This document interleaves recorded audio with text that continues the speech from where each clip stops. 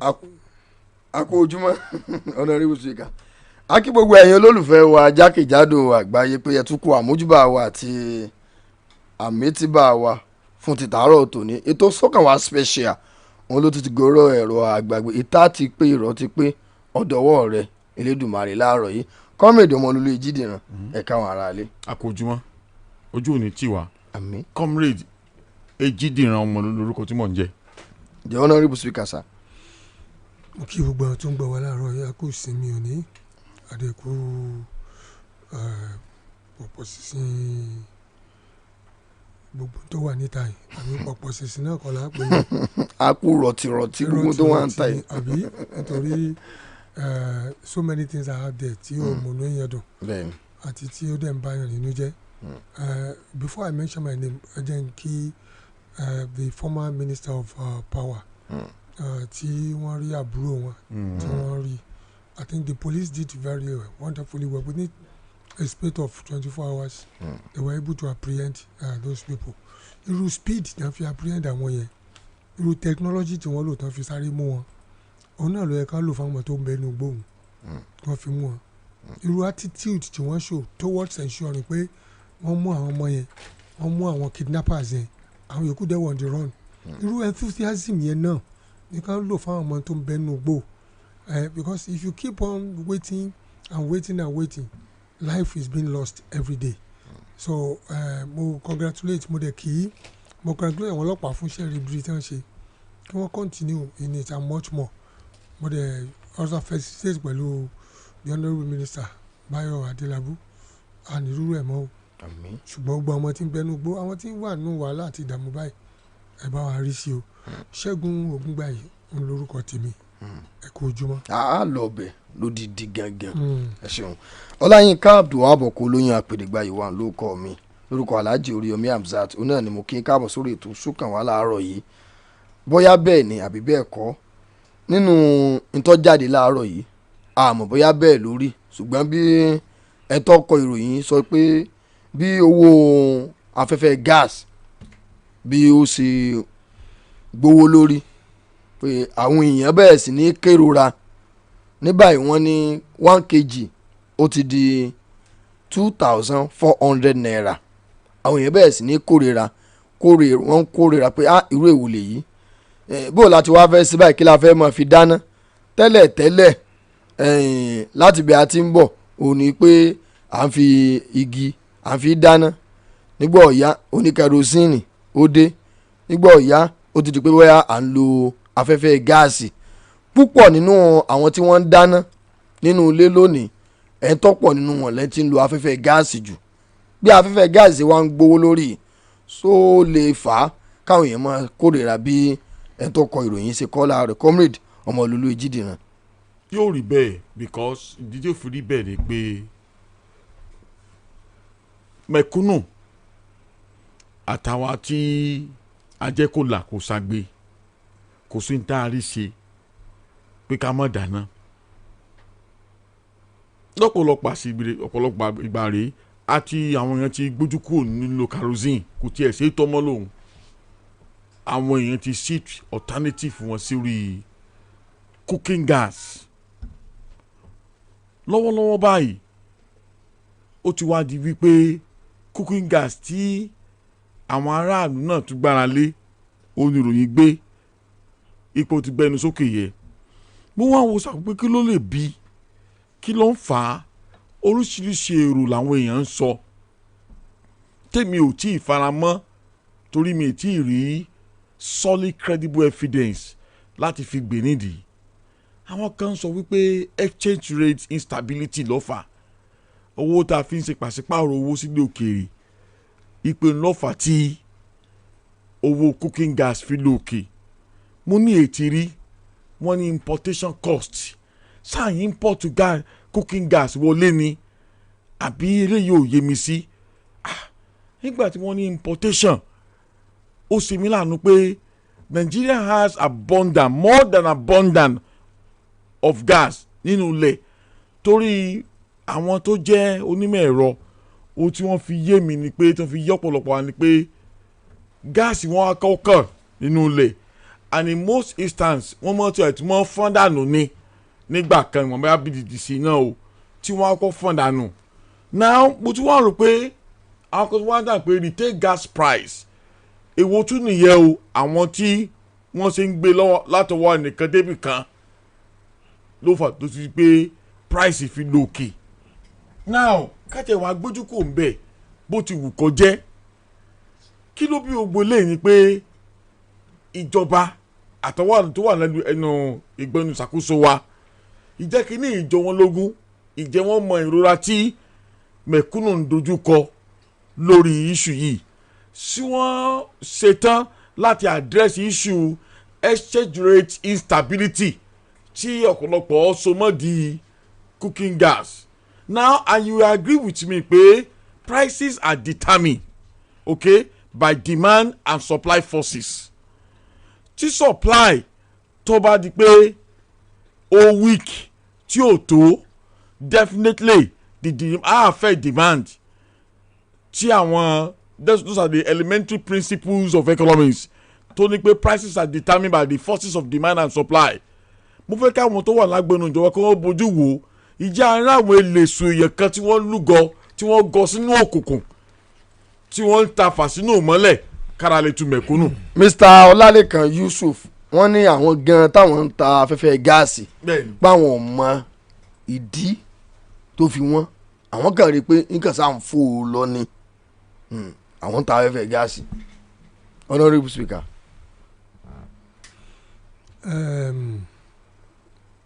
Ìlú kan wà tí wọ́n ń pè ní Arírèmọ́ṣẹ́ Amọ̀kàṣìkà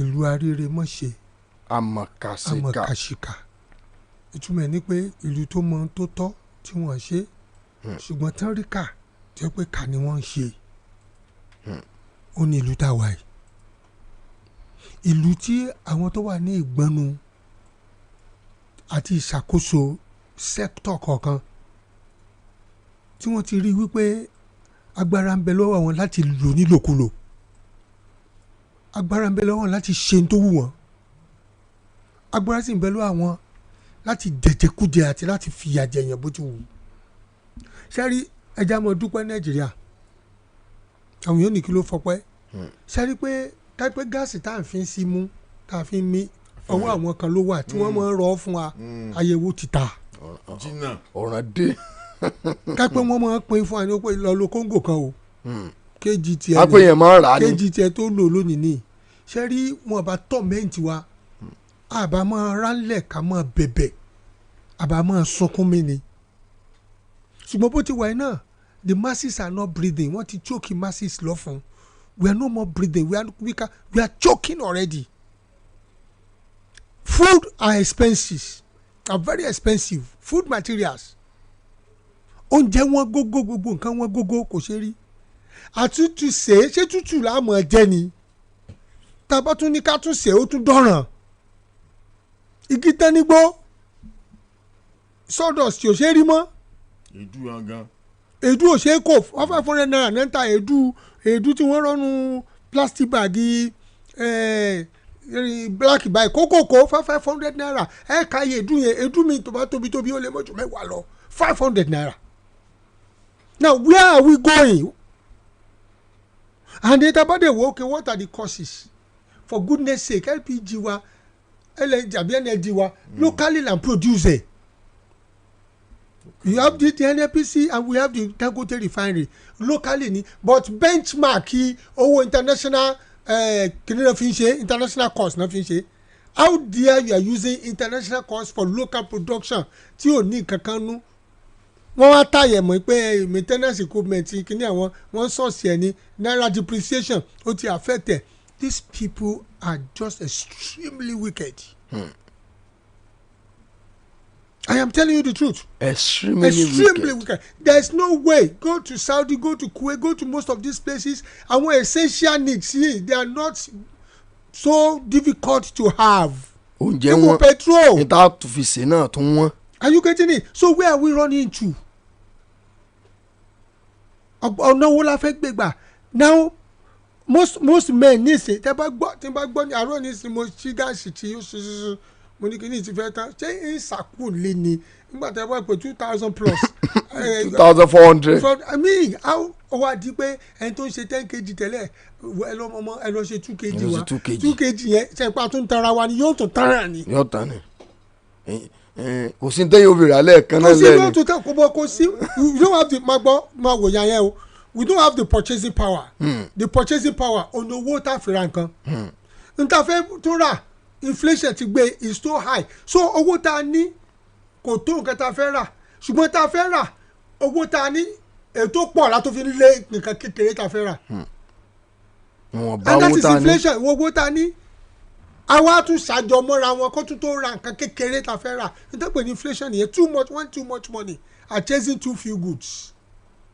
nítorí ara kejì 120 naira náà fi bẹ̀rẹ̀ now is now 2,000 plus and that I'm producing lay and then you begin to wonder why are we in such a problem. Let me tell you something jẹ́ fún ilé àkàwé kan kó yáwó yẹn mo lọ sí Ìpàpọ̀ one time wọ́n máa gbọ́ mi bẹ́ẹ̀ mo fẹ́ jẹ iyán àtẹ̀fọ́ ní búkà tí mo ti fẹ́ jẹun iyán bẹ̀ tí wọ́n á wọ́n ju iyán Èkó wọ́n ju wọ́n Ìbàdàn lọ èmi rò pé kó rí bọ́ọ̀kù ní àwọn ibi tí ṣùṣà ti ń wá nù mo á discover pé most of the things dem produce Èkó Ìbàdàn kankan náà ń kó gbogbo ẹ̀ wá little one tán fẹ́ jẹ olókùnlẹ̀ àtàwọn tó ń bá ń dáná tó ń ta oúnjẹ owó ẹ̀ mọ̀ gbọ́ mi wọ́n wò pé ibi ìkọlù ẹ̀ kí iyán ó ti wọ́n ẹ̀ gbọ́ o tó yẹ pé ẹ̀fọ́ tán fi sí fún mi gan wọ́n ní kí n gbà mo ní ẹ̀fọ́ yìí ò tó Ìbàdàn mo ti wá ẹ̀fọ́ yìí ò tó wọ́n ní màlẹ́jì ẹ̀ ní orúkọ àwọn olè fi jù bẹ́ẹ̀ lọ. níbẹ̀ yẹn náà bẹ́ẹ̀ náà nínú rural area. tí wọ́n kàn rárá bọ́ síbi kan tí wọ́n sì bu tí wọ́n sì ṣe. now you are not looking at what are the factors responsible gbogbo ẹ̀ náà ti kó wá gbòòrò tán. èkejì àwọn àgbẹ̀ ò lè lọ oko mọ́ production ò pọ̀ bó ti pọ̀ tẹ́lẹ̀ mọ́ Fúlàní expo ò jẹ́ wọ́n oko mọ́. So the same thing when it comes to this so-called gas thing local production ni ẹ ṣe ọmọ ẹlẹ́ran àtúmọ̀ jẹ́gun ni ọmọ aláṣọ àtúmọ̀ wàkísà ni that is our predicament ọmọ aláṣọ wa ń wàkísà ni o ọmọ ẹlẹ́ran wa egbò ní jẹ o are you getting what I'm saying ọdẹ tiwa ò dọdẹ kó kẹran wálé o ọdẹ tiwa èèsàn ni mo kó wálé o njẹ́ o lè san ó tó kún kókò tí ó tó jẹun nígbà tó ọdẹ tó yẹ kó pẹran wálé rántí ọdẹ ẹ̀sán ẹ̀mọ́tẹ́ pèlè ẹ̀sán èsàn ni àwọn àgbẹ̀ kéékèèké nígbà ọdẹ bá kó ìgbín kéékèèké wálé ṣe pé àṣìṣe ti bá nǹkan ti yan bọ́dẹ tí wá ti ń ṣe ń bì inú o and I don't understand why we have it this way for so long it's like àwọn tó yẹ kó kápá wọn ṣẹ́gbọ́n wọ́n pè kíni kan ní a complete state of total mediocrity a complete state of total mediocrity ní ìgbà tí oníkálukú ṣe tó tọ́ lójú ara wọn. àwọn ìgbà kẹta ní NAPC wọn rẹ̀ mí tó owó for many years tí Fọlànà àti àwọn èso organisation tí gbogbo ń kígbe kiri pé owó báyìí trillion báyìí wọn rẹ̀ mí tiẹ̀ it's because alágbára ni gbogbo wọn ní sector tí wọ́n wà these are not state actors that are powerful. And the issue of local production Dangote have clean excuse pé maintenance culture wọn transportation wọn and every other thing wọn before you know it prices are high sí so these are some of the factors that are responsible then àwọn gáàsì àdúgbò àwọn ẹtù lu jìbìtì ju nǹkan mi lọ. in that time 2,400 ẹ pé 2,400 tó tún wá jẹ́ pé gáàsì yẹn ò tún ní pé wọ́n ti ṣe kíní wọn bí wọ́n ti ṣe kíní orúkọ skéèlì wọn tó jẹ́ pé wọ́n ti dàbàrú rẹ̀. irọ́ ni bí àwọn ilé epo tán ń tepo ní owó tó wọ́n tí epo ò tún pé mo tẹ̀ ní kan ládùúgbò mi bẹ̀yẹn epo wọn ò pè rí. mo rí epo 10,000 gẹ́lá náà spíkà kò lọ wákàjà ayé bọ̀. eléyìí káàgì mo fi rà á wọ́n sọ fún mọ̀ yẹn pé níta ìṣe yìí ò dáa oníwàwọ̀n ti ń ṣe táwọn nu epo wọn tí wọ́n ló wọ́n jù ládùúgbò mi ni epo wọn kò tún pé rí tó bá ra ó ní 5 litres tó sanwó 5 litres tó yẹ kó débi tí ó di báyìí ìsàlẹ̀ pátápátá báyìí ni ó wà bíi 3.5 ní ó tà fún ọ and you cannot complain where will you go who would you want to complain to ta lè fẹ́ complain fún ìjọba wo ló fẹ́ gbọ́ pé complain pa nǹkan chíchẹ́ lórí epo àwọn tó ń supervise wọn gan tó bá débẹ̀ gan pọ́ǹpù tó pé ni wọ́n mú ọ lọ wọn ni mú ọ lọ pọ́ǹpù tí ó pé tó bá ní pọ́ǹpù mẹ́fà bẹ́ẹ̀ méjì ni ó pé wọn èsì kí n fi tepo àwọn tó fi ń tepo àwọn tí ò pé ni táwọn taskmaster wọn bá dé ìdí ẹ̀ tí wọ́n fi tepo tó pé pọ́ǹpù bẹ́ẹ̀ wọ́n mú wọn lọ tí wọ́n lọ wò àwọn náà dẹ̀ mọ̀ ń pa ẹ̀ wọ́n gbẹ̀tọ̀ wọn. Nigeria is going down the drain. Mi dẹ̀ mọ̀ bọ́n ti fẹ́ rescue because wọ́n ti fún wa lọ́rùn pa báyìí gògóńgò náà ti mú wa ṣùgbọ́n ẹja dúpẹ́ kì í ṣe lálọ́ báàgì náà fi wọn ẹfẹ́fẹ́ tá à ń fẹ́ sí mú ká pé kejì lára irú bó ti dé bí àárọ̀ yìí nìsín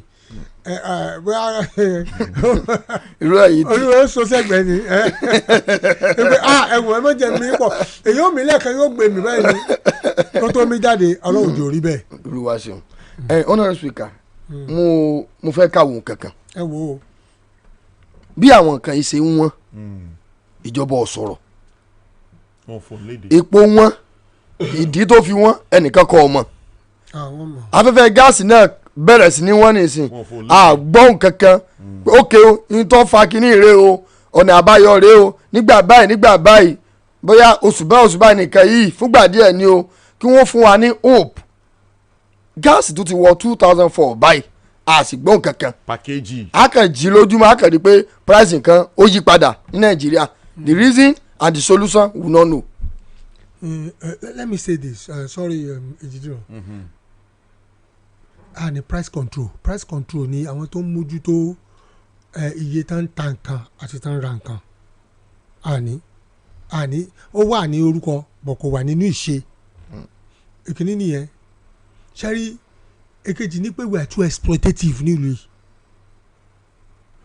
bí a ti máa yan ara wa jẹ bí a ti máa pọ́nyàn lójú you see àwọn tó jẹ́ leaders they don't understand what welfareism means in all sectors mo ti sọ o most of these sectors they are too independent to be controlled àwọn sectors yìí ọmọ ìgbà tí wọ́n kàn tó lè yọ Kyari ní NNPC àwọn alágbára tó wà lẹ́yìn Kyari you know how NNPC works àwọn kaba ìgbà tí Dangote fẹ́ bẹ̀rẹ̀ 22% náà nìkan sanwó fún Dangote nígbà tí wọ́n máa sanwó báyìí owó 7% at stake náà san before the government knows it ìbò náà kó yòókù sí Dangote ní 7% ní kẹtẹ́ ṣe o kò ṣe 22% at stake mọ́ níbo náà kó àwọn billions yòókù tán nìkan san nobody will ask nobody will say anything so àti wà ní ìlú tó yẹ pé nobody ask questions or nobody has the guts to ask questions because àwọn tó wà níbẹ̀ àwọn non-state actors tó lágbára ni and that is what is happening everywhere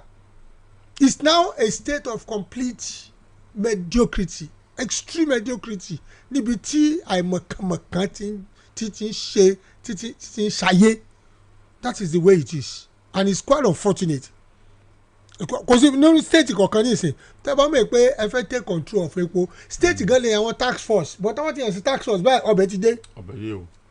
they are not for service wọn wà fún service o ọbẹ̀ náà wà fún o ìpè tax force náà yàn mí sí o because ẹ̀yin lè lọ wò pé ẹ̀ lè mọ̀ ta kí ní ìwọ̀n kó mọ̀ tó pé ìyá méjì ó wọ́n kò tó pé. it's quite unfortunate. ó wọ́n kò tó pé everywhere ni o everywhere ni gbogbo àti develop mentality of exploitation and extortion bó o lọ́ra sọ́ngbàgì bẹ́ẹ̀ bó o ti mọ fọ́ wọ̀n rè bó o ti mọ fọ́ wọ̀n rè wọ́n ti jálẹ̀ nígbà bá dé lórí pé ọ̀pá mẹ́rin tó ra ọ̀pá méjì àbọ̀ ló wà ń bẹ̀ bó o lọ́ra ẹ̀gúsí wọ́n ti mix èrì mọ́ bó o lọ́ra epo wọ́n ti fẹ́ kọ́ sísàlẹ̀ gidigidi bó o lọ́ra ẹja báyìí wọ́n gé báyìí wọ́n ti dànù kìnìún báyìí wọ́n ti yọ àárín méjì lẹ̀ irun tó ra èmi mọ́ ni wọ́n tó padà ni o. ìjọba wa tó mo ti rà rí nígbà mo ra mẹ́ta mo ní ẹgẹ́ mẹ́rin nígbà mo wá kà ó di mẹ́ta ti sọnù mo ní mọ̀mọ́ ẹ tó ẹja ń padà o nígbà wá tó àárín kan ti sọnù ó wá ló ṣe ṣìbọ̀nù gbá ni ẹ ó tẹja tó wọ́n fún mi ó tó kó pẹ́. ṣé wọn ò ní mọ̀ pé ojú tí wọ́n mọ̀ fún mi pé ilé ojú wọn wò bó nǹkan tí mo ṣiṣẹ́ owó fún. wọ́n lè mọ̀ pé ìyá ti mú ẹni yìí. ìyàkọ́ ọlọ́dọ̀ tí wọ́n ní àwọn tó máa wo pé ìyàkọ́ ìfẹ̀sìtì ebi sì. ẹ̀yin òsì kí wọ́n yàn yín jẹ ni. àti lówó gan sórí sí. tó rọrùn ni. kásọ̀tọ̀ lọ ìyá náà ni o. mi ìrẹ́ gbàdé lẹ́gbẹ̀ẹ́ bí ìyá ni ó fẹ́ jẹ. ìyá náà ni o. ewu ni ewu ọ̀rọ̀ ká ẹja mọ kà ń bẹ̀ ni o. sọ yẹ kí wọ́n jẹ́ káwọn náà jí ẹja. èmi náà kà ní. kíní ìmẹ́sàn. sọ yẹ ká lọ ìlúbọ kọ́ mọ̀ pé. ibi tí ń dà sí lẹ́yìn kíní wọ́n ti ṣí yóò mọ̀ rọ́ọ̀nù kíní kan lẹ́yìn ìwọ́n mọ̀ gba tiẹ̀ wájú àwọn gba tiwọn lẹ́yìn ó rò pé rọ̀ ni ọ̀dà wọ́n lù ní. ṣé ká lọ lu ata kata jánu. So that is the problem we have now. That's the problem, and nobody is checking nobody. Kò sẹ́ni tó ń mójútó anybody. Oníkálukú ṣe tó tọ́ lójú ara ẹni. Oníkálukú ń ṣe tó tọ́ lójú ara ẹni. And tó bá ti dé state yẹn, and let me tell you something, it's becoming a kind of a state of anarchy ló fẹ́ wọlé yìí dé yẹn. Because everybody is doing what is right in their eyes. Nobody is under any control. Then we're having a problem. Government is doing what they like. Government of first starters mo ń sọ o. Àwọn tẹ fún ní mandate pé ẹ tọ́jú wa bá ṣe lè rí pàtọ́jú yín o. They are doing anything they like. Wọ́n mọ̀ pé ara àtọ́jú ni welfareism wa. Ara welfareism ra ni pé kẹ́ ẹ ra nǹkan ní iye tó yẹ kẹ́ ẹ rà. Kàn tà fún yín ní iye kan tà kó pé bó ti yẹ kó pé. Wọ́n mọ̀ pé ara welfareism rẹ̀ ìjọba ò mọ̀ pé sí àwọn ni o. Both in the local and the state wọ́n mọ̀ pé sí àwọn ni o. Ipe táwọn ọmọ state mi bá sanwó fún ó yẹ kí wọ́n gba ẹ̀tọ́ ẹ̀ wọ́n mọ̀ kò yé wọn ni o kò sí tó káwọn ni o NNPC àti Dangote ló kàn o are you getting it pọpọlọpọ lépo yẹn they are criminally minded that's what I'm saying you don't need to mention names. ẹ ti sa ìdámọ̀. nǹkan wọn rẹ̀ wá tó wọn agbẹ́pọ̀ wọn ẹ̀ tún tà pé that's absurd.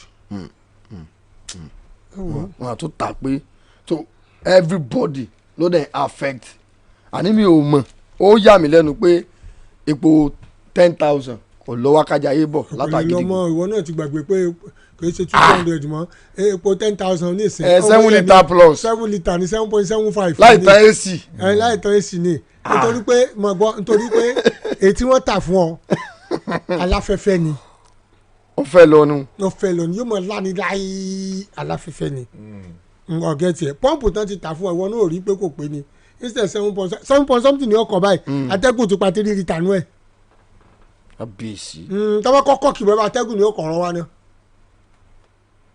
ọ̀gẹ́ tiẹ̀. àgbọ́yé bó ti rí nù.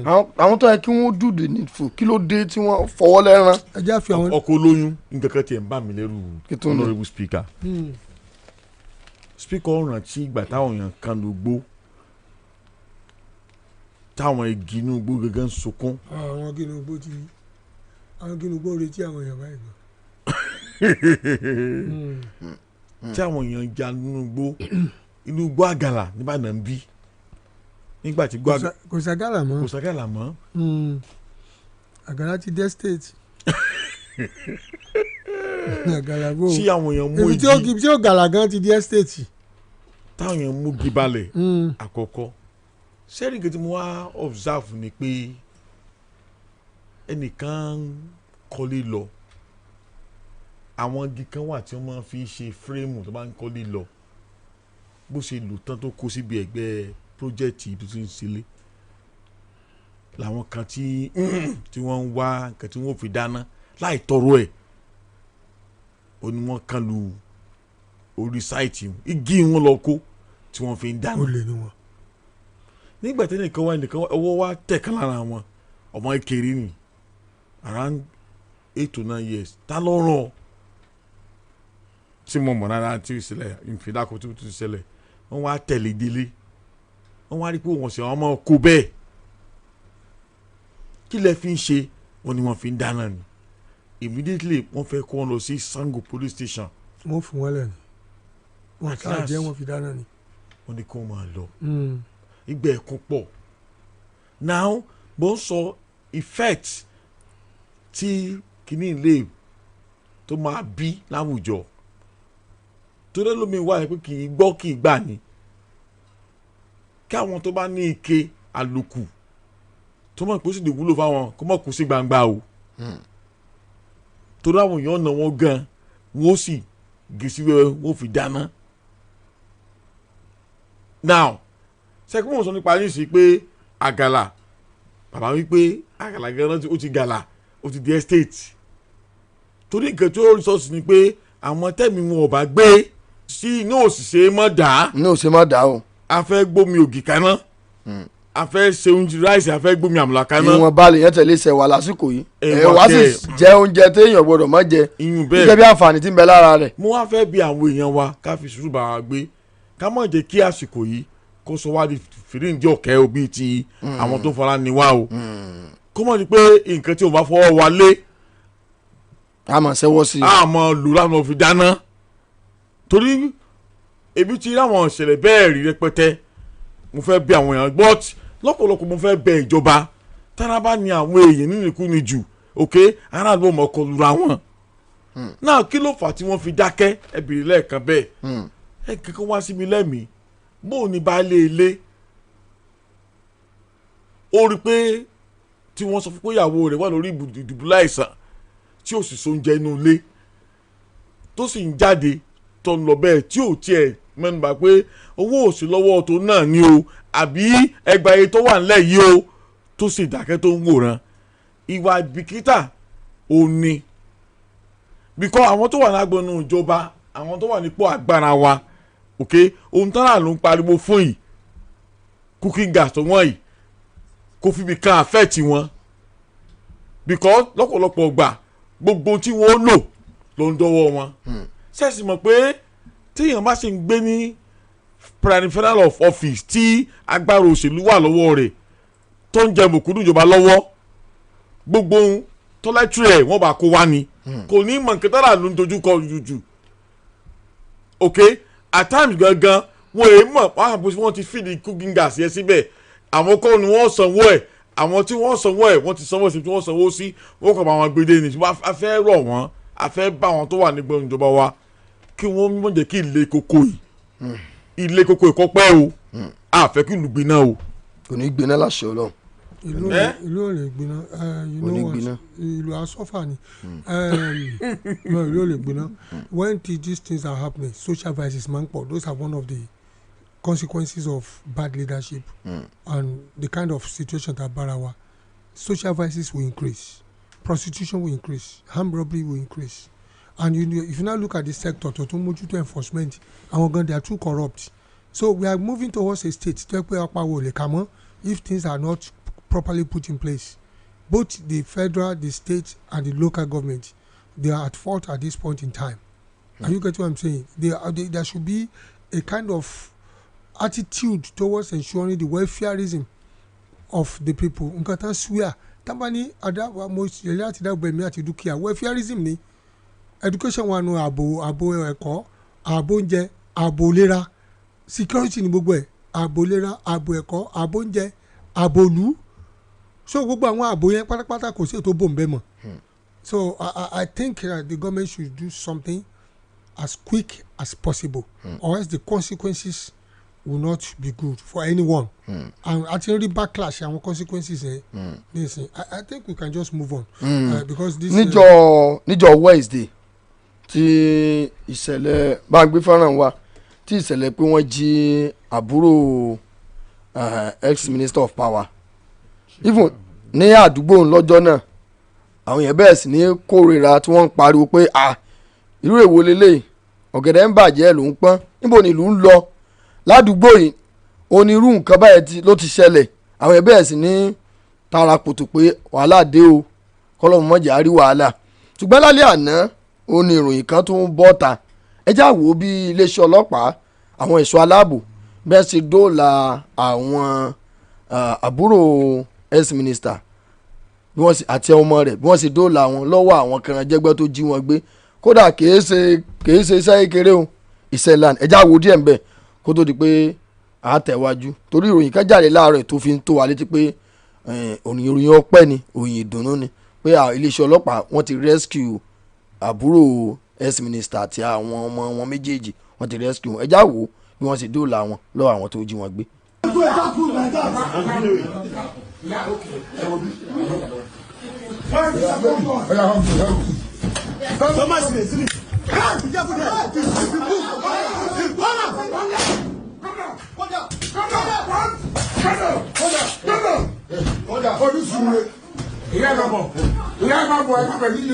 Wait, calm down, you are safe.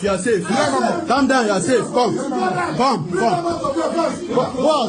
out. You are safe. You are safe.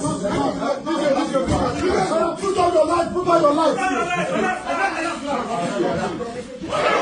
Go and secure them. Good. Good.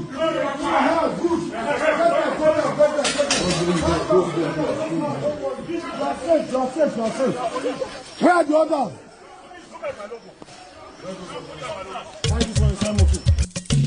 kódà tí a bá wò fọ́nrán ṣáírí fọ́nrán yẹn dáadáa àwọn míì tún wà táwọn yẹn ti kó tó wà ní gbèkùn wọn nígbà tí ẹ ti gbọ́ pé àwọn ẹ̀ṣọ́ aláàbò wọn ti dé púpọ̀ nu wọn ló ti sá sórí sílìn orí àjà tó yẹ pé àwọn ọlọ́pàá bá a rí kan tí wọ́n fi ìbọn ré bọ́ látòrí àjà nínú ìlú yìí.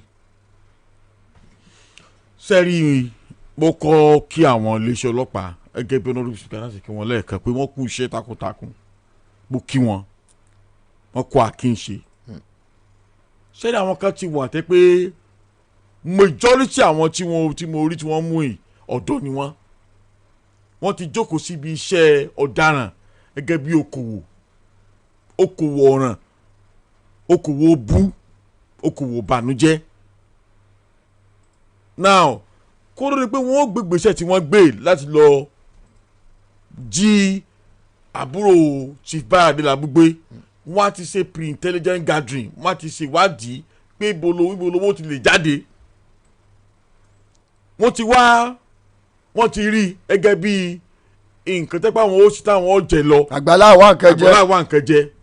even wọ́n ti mọ ibi tí obìnrin yẹn ibi tó ń rìn sí táìmù tí ń rìn wọ́n ti ṣe gbogbo àwọn ìwádìí tẹ̀ kí wọ́n ṣe ọlọ́run kọ́ sọ wa lọ́wọ́ ẹni tá a sọ ti ń sọ wa o. bẹ́ẹ̀ni dandan nìyún wọ́n á ti ṣe.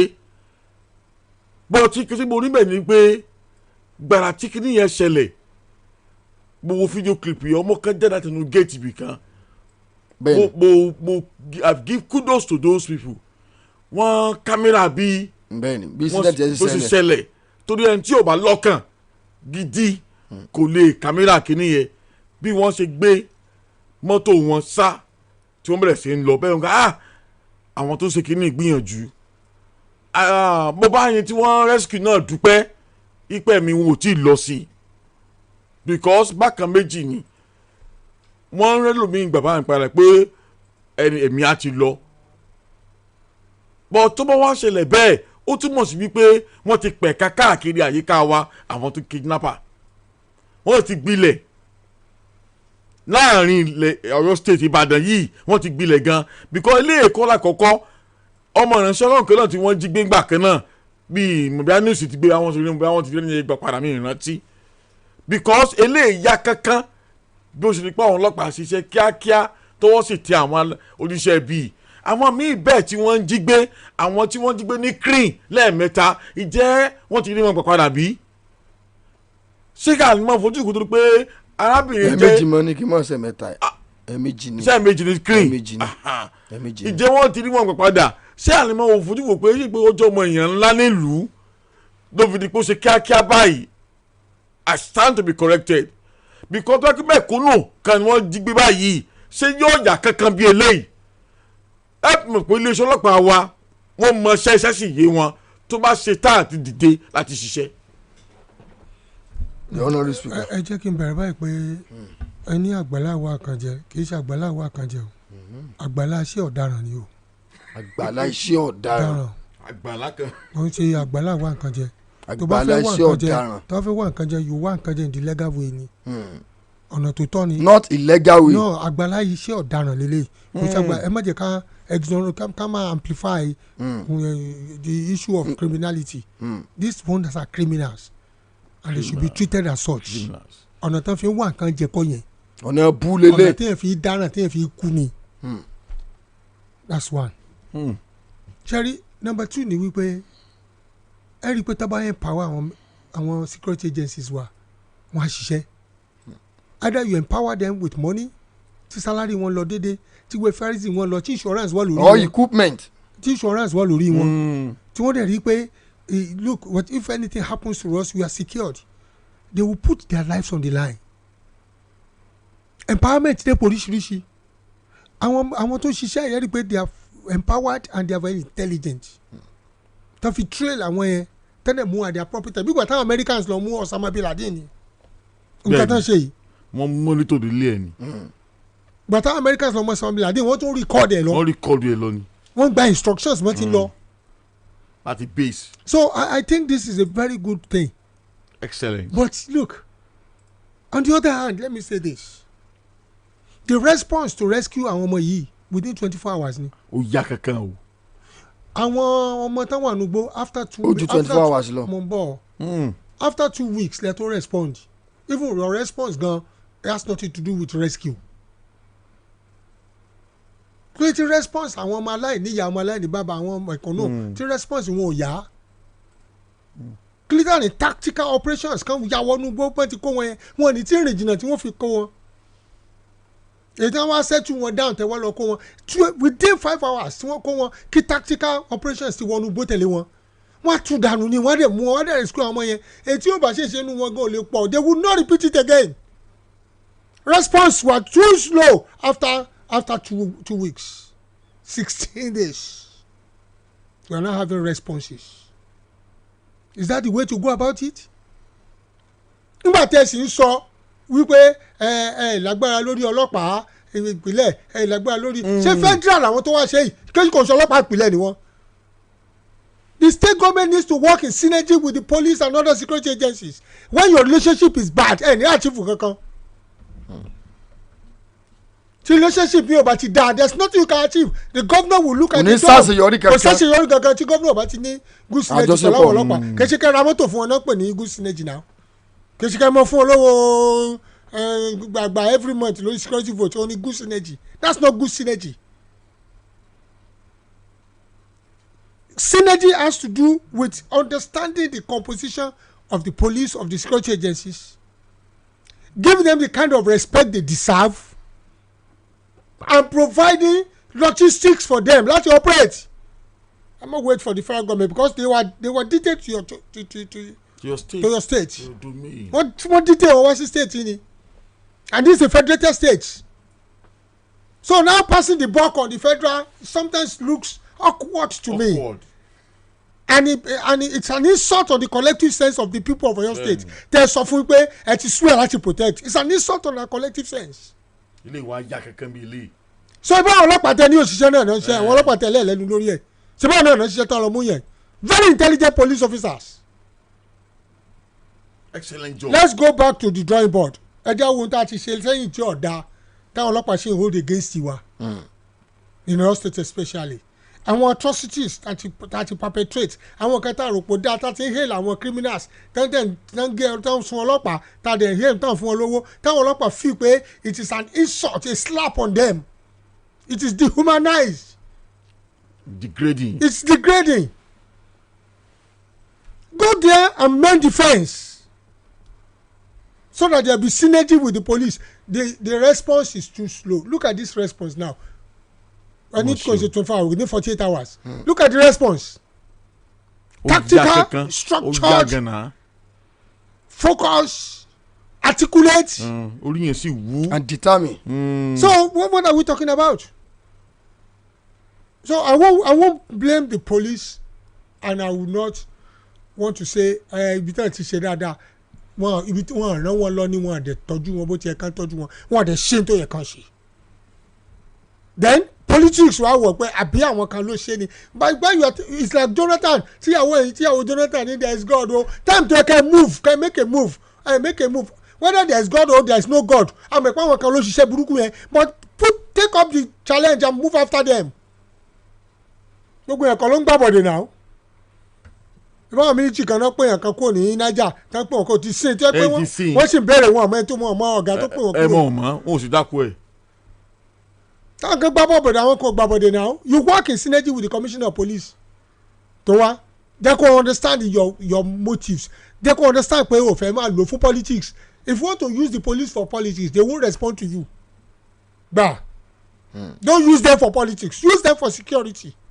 For enforcement. But by the time you want to engage them and use them for politics, come arrest and then come arrest, come shele. The police are not happy. Once a politician, don't use them to hunt people down. Má lò láti hunt àwọn èèyàn. láti intimidate àwọn èèyàn use them for the right purpose you get results tí màá sọ nìyẹn I rest my case. you use them for the right purpose. Right, you get results. You get results. But honourable speaker a gbọ́ pé wọ́n ti mú àwọn afurasí tí wọ́n ní í ṣe pẹ̀lú ìjínigbé tó wáyé ní Òṣìẹ̀lẹ̀ so wọ́n forúkọ àwọn 6 kan léde pé ìjọba láti fi hàn pé ìjọba wọ́n ń ṣiṣẹ́ lórí rẹ̀ ní ìjẹta lọ́jọ́ Friday the state government wọ́n sign executive order wọ́n sì tún fi òfin de àwọn ọlọ́kadà látàgò 10:00 sí aago 5:00 ìdájí and again wọ́n tún ní gbogbo àwọn mọ́tò tí wọ́n máa ń cover pé mọ́tò tí ó bá ti ní nọ́mbà kò gbọ́dọ̀ tẹ́ bá ti mú lásìkò yẹn ó ti di issue nìyẹn so ṣé gbogbo àwọn nǹkan tá à ń gbọ́ yìí ṣe development gidi ni láàpọ̀ ti bẹ̀rù àbí kí lè rí sí irú àwọn development tá à ń gbọ́ lágbọ́n ti Ògbómọ̀ṣọ́ ìyẹn Ìṣẹ̀lẹ̀. Executive order kan issue okay please go on. nígbà tí mo rí orúkọ àwọn tí wọ́n gbé jáde àti fọ́tò wọn. àwọn 6 bọ́ka news yẹn mo rí pé informant ni wọ́n pè wọ́n. bẹ́ẹ̀ni. àwọn informant àwọn tó provide information àwọn part of intelligence gathering táwọn ọ̀tá ṣe tó fortify pẹ̀lú information. mo wò títí èrò kan wá sí mi lọ́kàn sí kò yá jù nírú àsìkò báyìí láti sáré gbé nǹkan báyìí jáde sí gbangba torí issue security wà sensitive highly sensitive the prime aim tára nù dúró dé ó ní káwọn ọmọ yẹn kí wọ́n jáde kí wọ́n kó wọn jáde kó ń bẹ láàyè okay releasing source of information síta gbogbo atmosphere sí déédé àsìkò ìlọ́tọ́ sí láti provide orúkọ àwọn informant wọn nígbà tí àwọn principal criminal suspect tọ́wọ́ ò tí tẹ̀ wọ́n tí àwọn ọmọ àti àwọn tíṣẹ̀ tó wà lákàtà wọn tí wọn ò tí rí wọn gbà jáde oore wo lélẹ́yìí fẹ́ ṣe faraàlú sáràlú ọ̀pàtàwọ́ fẹ́lẹ́ sáà lè ṣe dàgí ní yòdò torí pé wọ́n máa ń ṣe orúkọ àwọn informant wọn bí sáà lè dunnú sáà lè máa yọ̀ bí bíkọ́ olórí ayọ̀ aráàlú táràlú kulẹ̀ ń retí ó ní kí àwọn tó wà lákàtà àwọn ọ̀tá yìí kí wọ́n gbà wọ́n jáde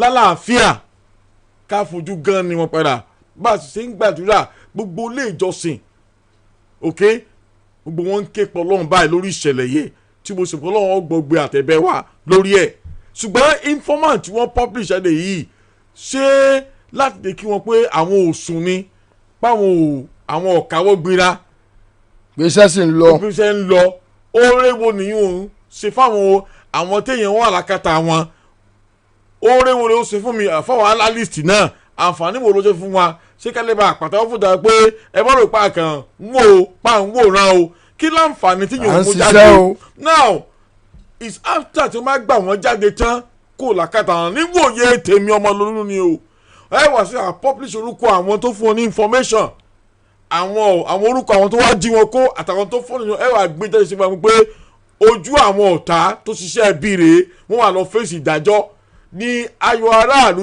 ayọ̀ wa ó tó lè kún a tó lè fò bọ́tà kún yes ìjọba ṣiṣẹ́ láti wá gbé yẹn jáde lásìkò ní o. ọmọ ẹ rí gbígbé tí wọ́n gbé orúkọ yẹn jáde gẹ́gẹ́ bí threat fún àwọn agbésùmọ̀mí pé láìpẹ́ láì jìnnà owó bà yín o. now threat kọ́ that is not the right way láti send the threat sí wọn okay ṣé ìmọ̀ pé àwọn agbésùmọ̀mí wọn tún ń béèrè fún nǹkan kan bẹ́ẹ̀ pé àwọn akẹgbẹ́ àwọn tó wà láyé Agodi àti lọ́gbà ẹ̀wọ̀n kí wọ́n bá wọn fi wọ́n lẹ̀ okay when you are giving such information jáde at this time you are not sending threats ṣé kí la fẹ́ mú jáde ńbẹ̀ bí mi ṣe rí nìyẹn sá o.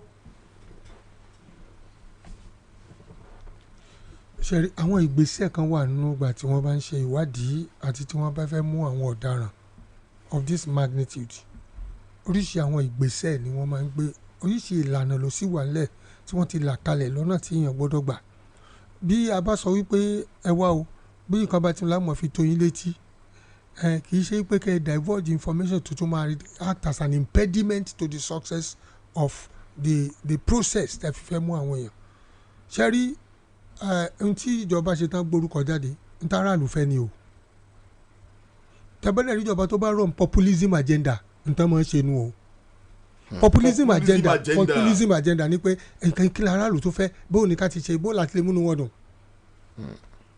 bóun ni wọ́n sì mọ̀ pa à ń ṣiṣẹ́. bóun ni wọ́n ti mọ̀ pa à ń ṣiṣẹ́. When it comes to sick, are you getting what I'm saying? That's populism agenda.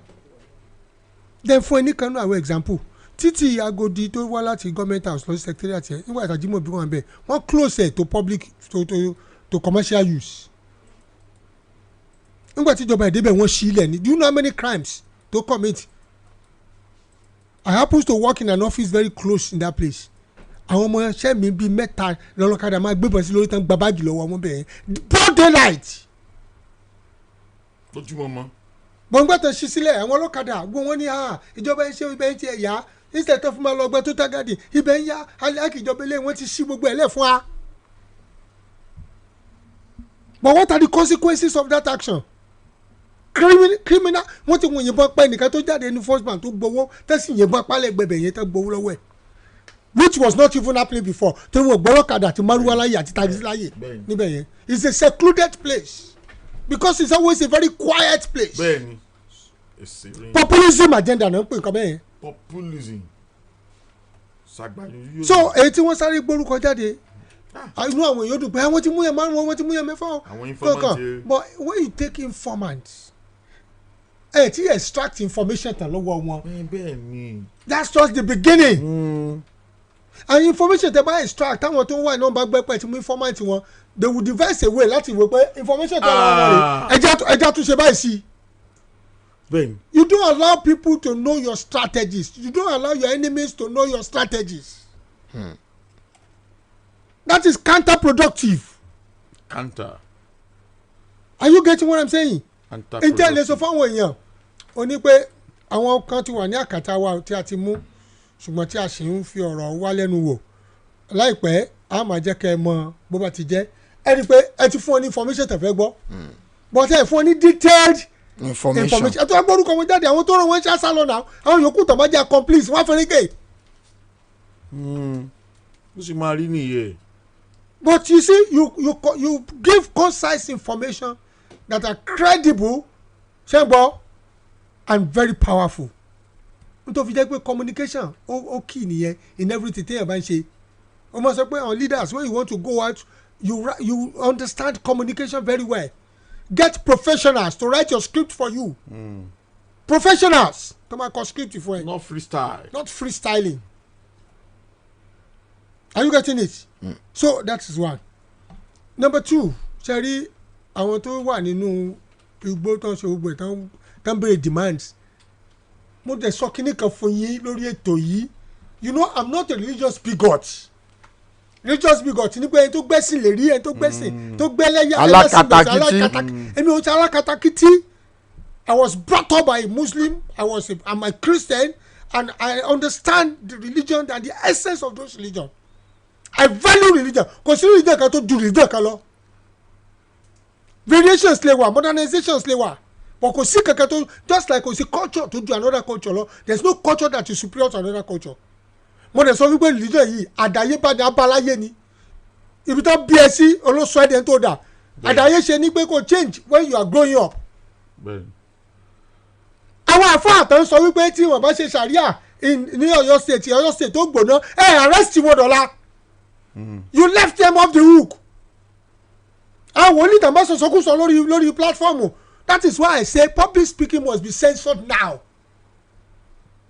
Ẹ wọ àwọn Orthodox Christians àwọn bíi Baptist Anglican kankan wọn lè preach anything tó wù wọ́n gbogbo tí wọ́n preach wọ́n ti kọ́lẹ̀. Kò possible wọ́n censor ẹ̀ ni. wọ́n censor gbogbo tí wọ́n preach ọ̀gbọ́dọ̀ sọ̀sọ́kùsọ. Bishop has sent the phone straight kí ló sọ yẹ. Ṣùgbọ́n wọn ká jẹ́ pé aládàáni ni wọ́n pentirasca pentikinikan oríṣiríṣi ìsọkúsọ ní ràdàràdàn. They must be censored.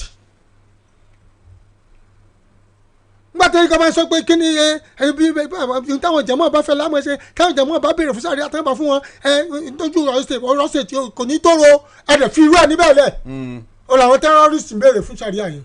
à ń béèrè fún o seriously. ẹni rò pẹ̀ sí lè ṣe kò dé ṣe sìn àwọn kankan tẹ́ pé ẹ̀sìn ni both Christian and Muslim sọ àwọn kankan tẹ́ pé ẹ̀sìn ni kì í ṣẹ̀sìn. àwọn tó kàwé náà máa kíbu wọ́n kìíní kan you see there is a definition of different Christian ní law kan tẹ́ pé ní canon law burú ju sharia law lọ. ó wà Baptist náà. but it is not appropriated. at all. So we should be careful about religion. kí wọ́n yọ̀ǹda rẹ̀ fáwọn. gbogbo àwọn terrorists ní ìsìn ẹ lọ pé àwọn tó ti ń tẹ́tì pẹ́rọ ṣètò ní tòrò wọ́n ní link pẹ̀lú terrorist. honourable speaker comment kan bẹ́ẹ̀ ń bì tí mo fẹ́ ká wòye sí. ẹ má ka kọ́mẹ́ǹtì tí o bá ṣe o. ẹ jẹ́ ká wòye sí ẹ jẹ́ ká wòye sí. because o lè wà negative o. ẹ jẹ́ ká kàn wòye sí ni lórí ojú tá a fi ń wò Yorùbá ní ìsíwò ìkòròwò òun abádìjọ wò òní máa gún wọ́n ní ìbẹ̀rẹ̀ pẹ̀pẹ̀ gómìnà ìpínlẹ̀ Ọ̀yọ́ wọn làwọn mọ̀ fún wa ní daily update nípa ọ̀rọ̀ yẹn pé wọ́n ní lórí sẹ́ẹ̀tì náà nígbà tí a rí update yẹn pé a complain pé a rí update now they are giving us update. That is wrong tí mo fọ yẹn listen that thing is wrong. Only mo fi sọ pa the choice of words and the kind of update you give tẹ́mi bá fẹ́ give update irú àwọn tán mú yẹn what I will tell you ni pé a ti mú àwọn mẹ́fà kan tó wà ní àkàtà wa tí a fi ọ̀rọ̀ wa lẹ́nu wò a mọ̀ jẹ́ kẹ́ ẹ mọ information nípa wọn síwájú àti síwájú sí update nìyẹn kẹsẹ̀ bá ti mú àwọn mẹ́fà kan informant ni orúkọ wọn rẹ̀ that is not an information. ẹ ní forúkọ wọn léde. that is not. ọ̀rọ̀ tútù ló mú kíní kan jáde ọ̀rílẹ̀ ní mú nǹkan mi jáde ẹ̀rọ pò. ọ̀rọ̀ tútù mú bi jáde. You see, let me tell you something. We have different meanings and choice of words. Contextual, connotative, denotative, and we have other variations under the contextual. And then we have the application of those words when it comes to the use of grammar. Same point mo sọ fún yín, both in Yoruba and English, when it is not appropriately used, there's going to be a misconception. A misuse of words will cause confusion. Will be counterproductive. So only be eti fún yẹn ní information ẹ lọ sí àwọn olóyìnbó náà they won't give you divert information pé orúkọ àtàwọn ó dìgbà tí result bá jáde tán. bẹ́ẹ̀ni. nígbà tí wọ́n bá ṣe gbogbo kí wọ́n sọ fún yín pé wọ́n tún sọ fún yín pé the identity is not disclosed. bẹ́ẹ̀ni. wọ́n ní identity wọn àlè fún wọn láì identity wọn ṣùgbọ́n àti ṣe bẹ́ẹ̀ àti máwọn kan báyìí àti máwọn èèyàn báyìí a sì ń béèrè lọ́wọ́ ó ti àti ń já ojú ọ̀nà investigation continue o that is an information that we need. ní provide information gbórúkọ wọn jáde báyẹn. àwọn ló fi jẹ́ pé ń gbà mí kan tó bá máwọn èèyàn wọ́n ti bẹ̀rẹ̀ sí wá rèé wọn wọ́n ti mọ àwọn tẹ́ ẹ̀ tí tẹ́ ẹ̀ tí ṣe kankan ẹ̀ ti máa rèé wọn ẹ̀ ti máa gbórúkọ wọn jáde ìgbà tẹ́ bá bá wọn lórúkọ jẹ́ tán what is the evidence that you ẹ̀ tún orúkọ wọn ṣe. Investigation continues ní sọ́yìn tó kàn yẹn I know you are asking for the right thing but I'm telling you this is the way it should be done. Experts nǹkan pè ní experts must be used for things that are professional. Not just the lack. ẹja sún sí ọwọ́ iwájú lórí ọ̀rọ̀ yẹn náà sì ni o níjọ́ Wednesday tí ilé ìgbìmọ̀ asòfin ìpínlẹ̀ Ọ̀yọ́ tí wọ́n jókòó honourable speaker ilé ìgbìmọ̀ asòfin ìpínlẹ̀ Ọ̀yọ́ honourable Debo Ogudoyin wọ́n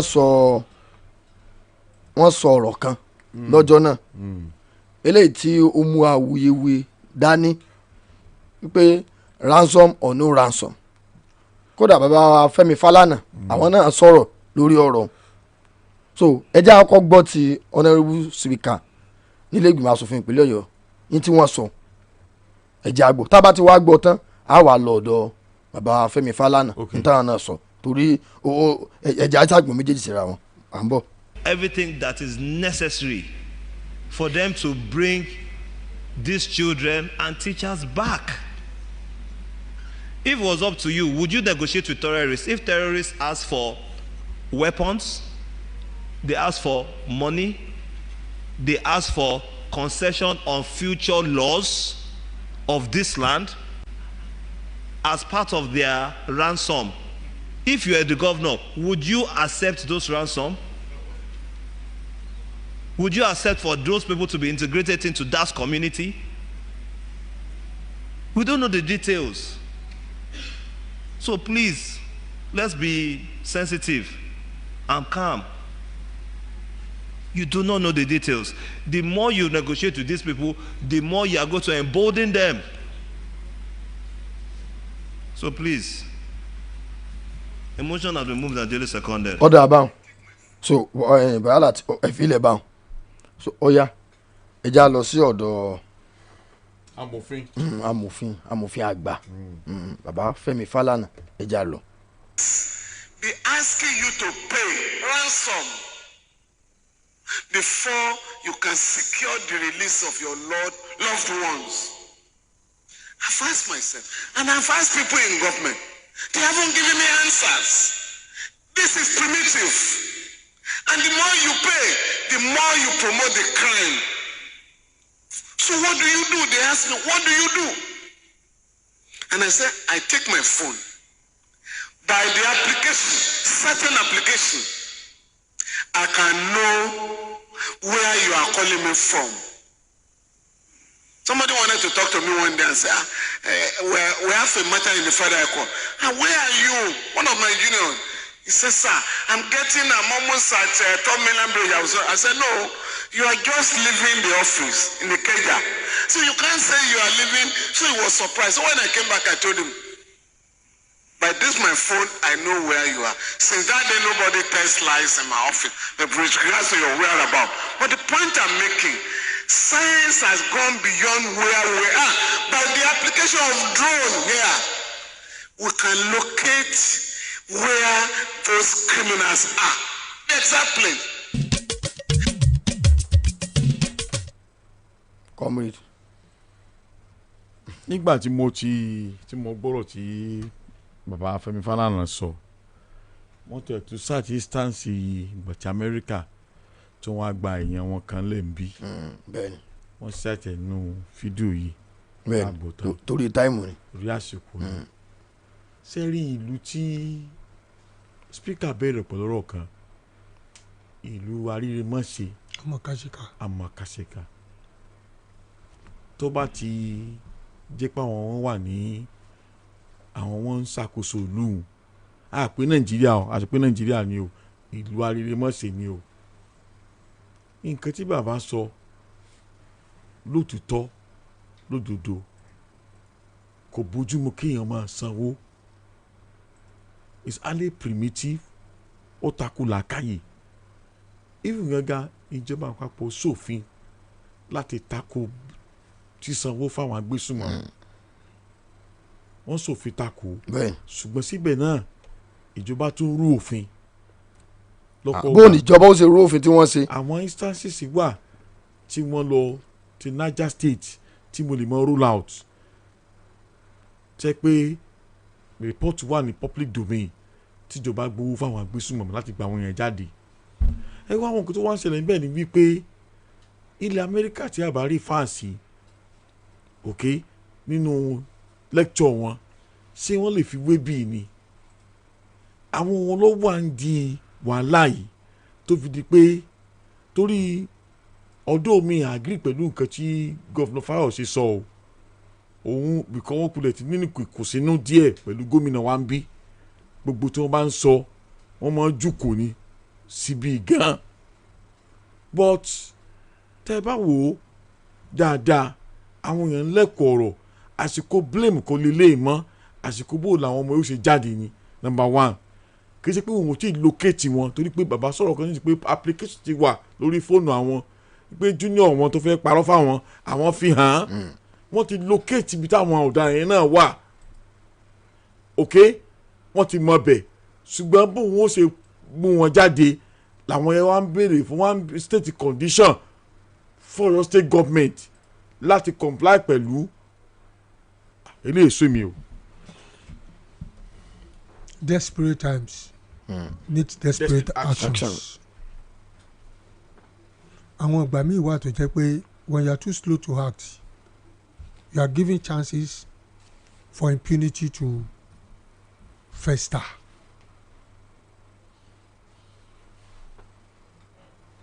ṣe rí human shield àwọn kidnappers máa ń ṣe wọ́n pè ní human shield náà máa ń ṣe àwọn tó bá kó lákàtà wọn wọ́n wò pé tẹ́ bá bọ́ǹbù àwọn ẹ bọ́ǹbù àwọn yẹn mọ́ náà. But there are certain things sáwọn Americans máa ń ṣe tó yẹ pé wọ́n ti study gbogbo ibi tí wọ́n wà wọ́n á dẹ̀ wò bí wọ́n á ti bọ́ọ̀lù wọn wọ́n wò pé bí ó ti jẹ́ pé minimal damage ló máa ṣẹlẹ̀ torí pé àwọn tó pọ̀ yẹn táwọn máa ṣe torí kò sí bí wọ́n ti bọ́ọ̀lù wọn lójijì táwọn máa yọ tí wọ́n làwọn fẹ́ pa àwọn tó wà bẹ́ẹ̀ wọ́n á tu dànù ni so the damage will be minimal and it will not happen again wọ́n mọ̀ pé ẹ máa kọlu àwọn but by the time you are paying ransom wọ́n fowó yẹn rà mọ́ wọ́n fowó yẹn gádà wọ́n tún fi recruit wọ́n fi ṣe pé you are emboldening them. I'm not saying that certain times not to jẹ́ pé èèyàn láti lo both kinetic and non-kinetic. Are you getting what I'm saying now? Kinetic efforts, but it's not all the time that is to applicable. tó yẹ bá ṣe fò. ṣe understand bẹ́ẹ̀ bá ti fò láti sọ̀kò ẹ̀. So I think the security agencies know what to do. ọ̀dẹ̀ wọ́n tán lọ bust ní olóyè ní ìsìn tán lọ bust. wọ́n ti lọ bust wọ́n báwọn tán kó wọ́n wà lọ́dọ̀ wọn. But it was minimal. Fortunately they couldn't hunt those people because ó sudden wọn dẹ̀ ní pre-information pé wọ́n bọ̀ wọn ní time tán bọ̀ but lọ́dọ̀ wa àbọ̀dé wà náà security agencies. àwọn náà wọ́n inform wọn pé wọ́n bọ̀ o. ẹ múra lẹ́ o. So àwọn tó máa ń lọ fún operation bẹ́ẹ̀ yẹn wọ́n máa ń seclude wọn ní tactical operations ní tẹ́tí mọ̀ pé information yóò leak. bẹ́ẹ̀ni. ẹni tó jẹ́ major kìíní gbàtàfẹ́ ló mọ Osama bin Laden lady ẹlẹ́ woman to front ẹ̀ tó gather information tán link ẹ̀ mọ́ bí tó wà ní Pakistan 2 hours tàfẹ́ lọ sọ operation Ghana tó sọ fún pé tonight that thing will happen náà sọ fún. wọn ò jẹ́ kó mọ̀ àhẹ́. àwọn tó lọ fún operation nìkan náà mọ̀ ìgbà tá máa move. àwọn kan ti gather wọ́n ti ready wọ́n dẹ̀ sọ fún ẹ pé 2 hours you are moving. ẹni tó jẹ́ mọ́jà ọkùnrin gangan wọ́n ṣe sọ fún pé tonight that thing is going to happen. So limited information ló gbọ́dọ̀ wá ń ta when you are going for such operation kì í ṣe general information tí wọ́n ti wọ pé wọ́n ń wọ inú gbọ́dọ̀ lónìí o táwọn kan ti pa bẹ́ẹ̀ náà ládùúgbò. tẹ bá wà ládùúgbò tẹ ṣe lálọ́ mi tì tẹ sọ pé àwọn ọmọ kan ṣe kíní kan tẹ fẹ́ ṣe kíní kan àwọn táwọn náà lálọ́ ẹni tí ìdè bẹ́ẹ̀ tó jẹ ẹkú mi tí o gbogbo tẹ sọ láti gbà ẹ fẹ́ kó gbogbo wa bí. alábọ̀dé nù. kò sí kó má wà ó wà láyé ó wà láàrin family everywhere alábọ̀dé wà but ẹ̀yin lẹ́mọ̀ bẹ́ẹ̀ ti manage information. yín. àwọn tó máa nu security team àdúgbò kò ń ṣe gbogbo èèyàn ló máa wà ń bẹ̀ like minds lẹ́ máa fi síbẹ̀.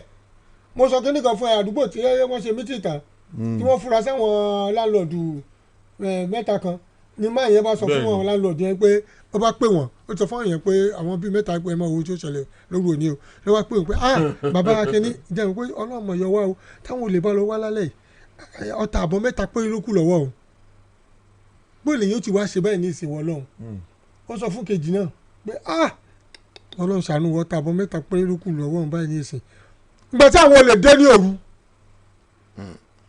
tó yìnbọn pa òwò sọ fún wọn ló kù méjì ó yìn kè wọn ló kù kan ẹjọ bóun náà ti mọ̀ pé ọta mẹ́ta nígbà tó yìn kẹta bá wọn bọ́gùn lé ẹ̀ ní ó rọ fún wọn ní àṣẹ ti tó àwọn èèyàn nílé pé wọ́n rọ fún wọn kàkàkàkàkà náà pa wọ́n kalẹ̀ wọ́n wá lọ bá wọn lálọ́ọ̀dẹ lóru yẹn pé ẹ̀yin mẹ́ta yìí nìkan lẹ mọ̀ pé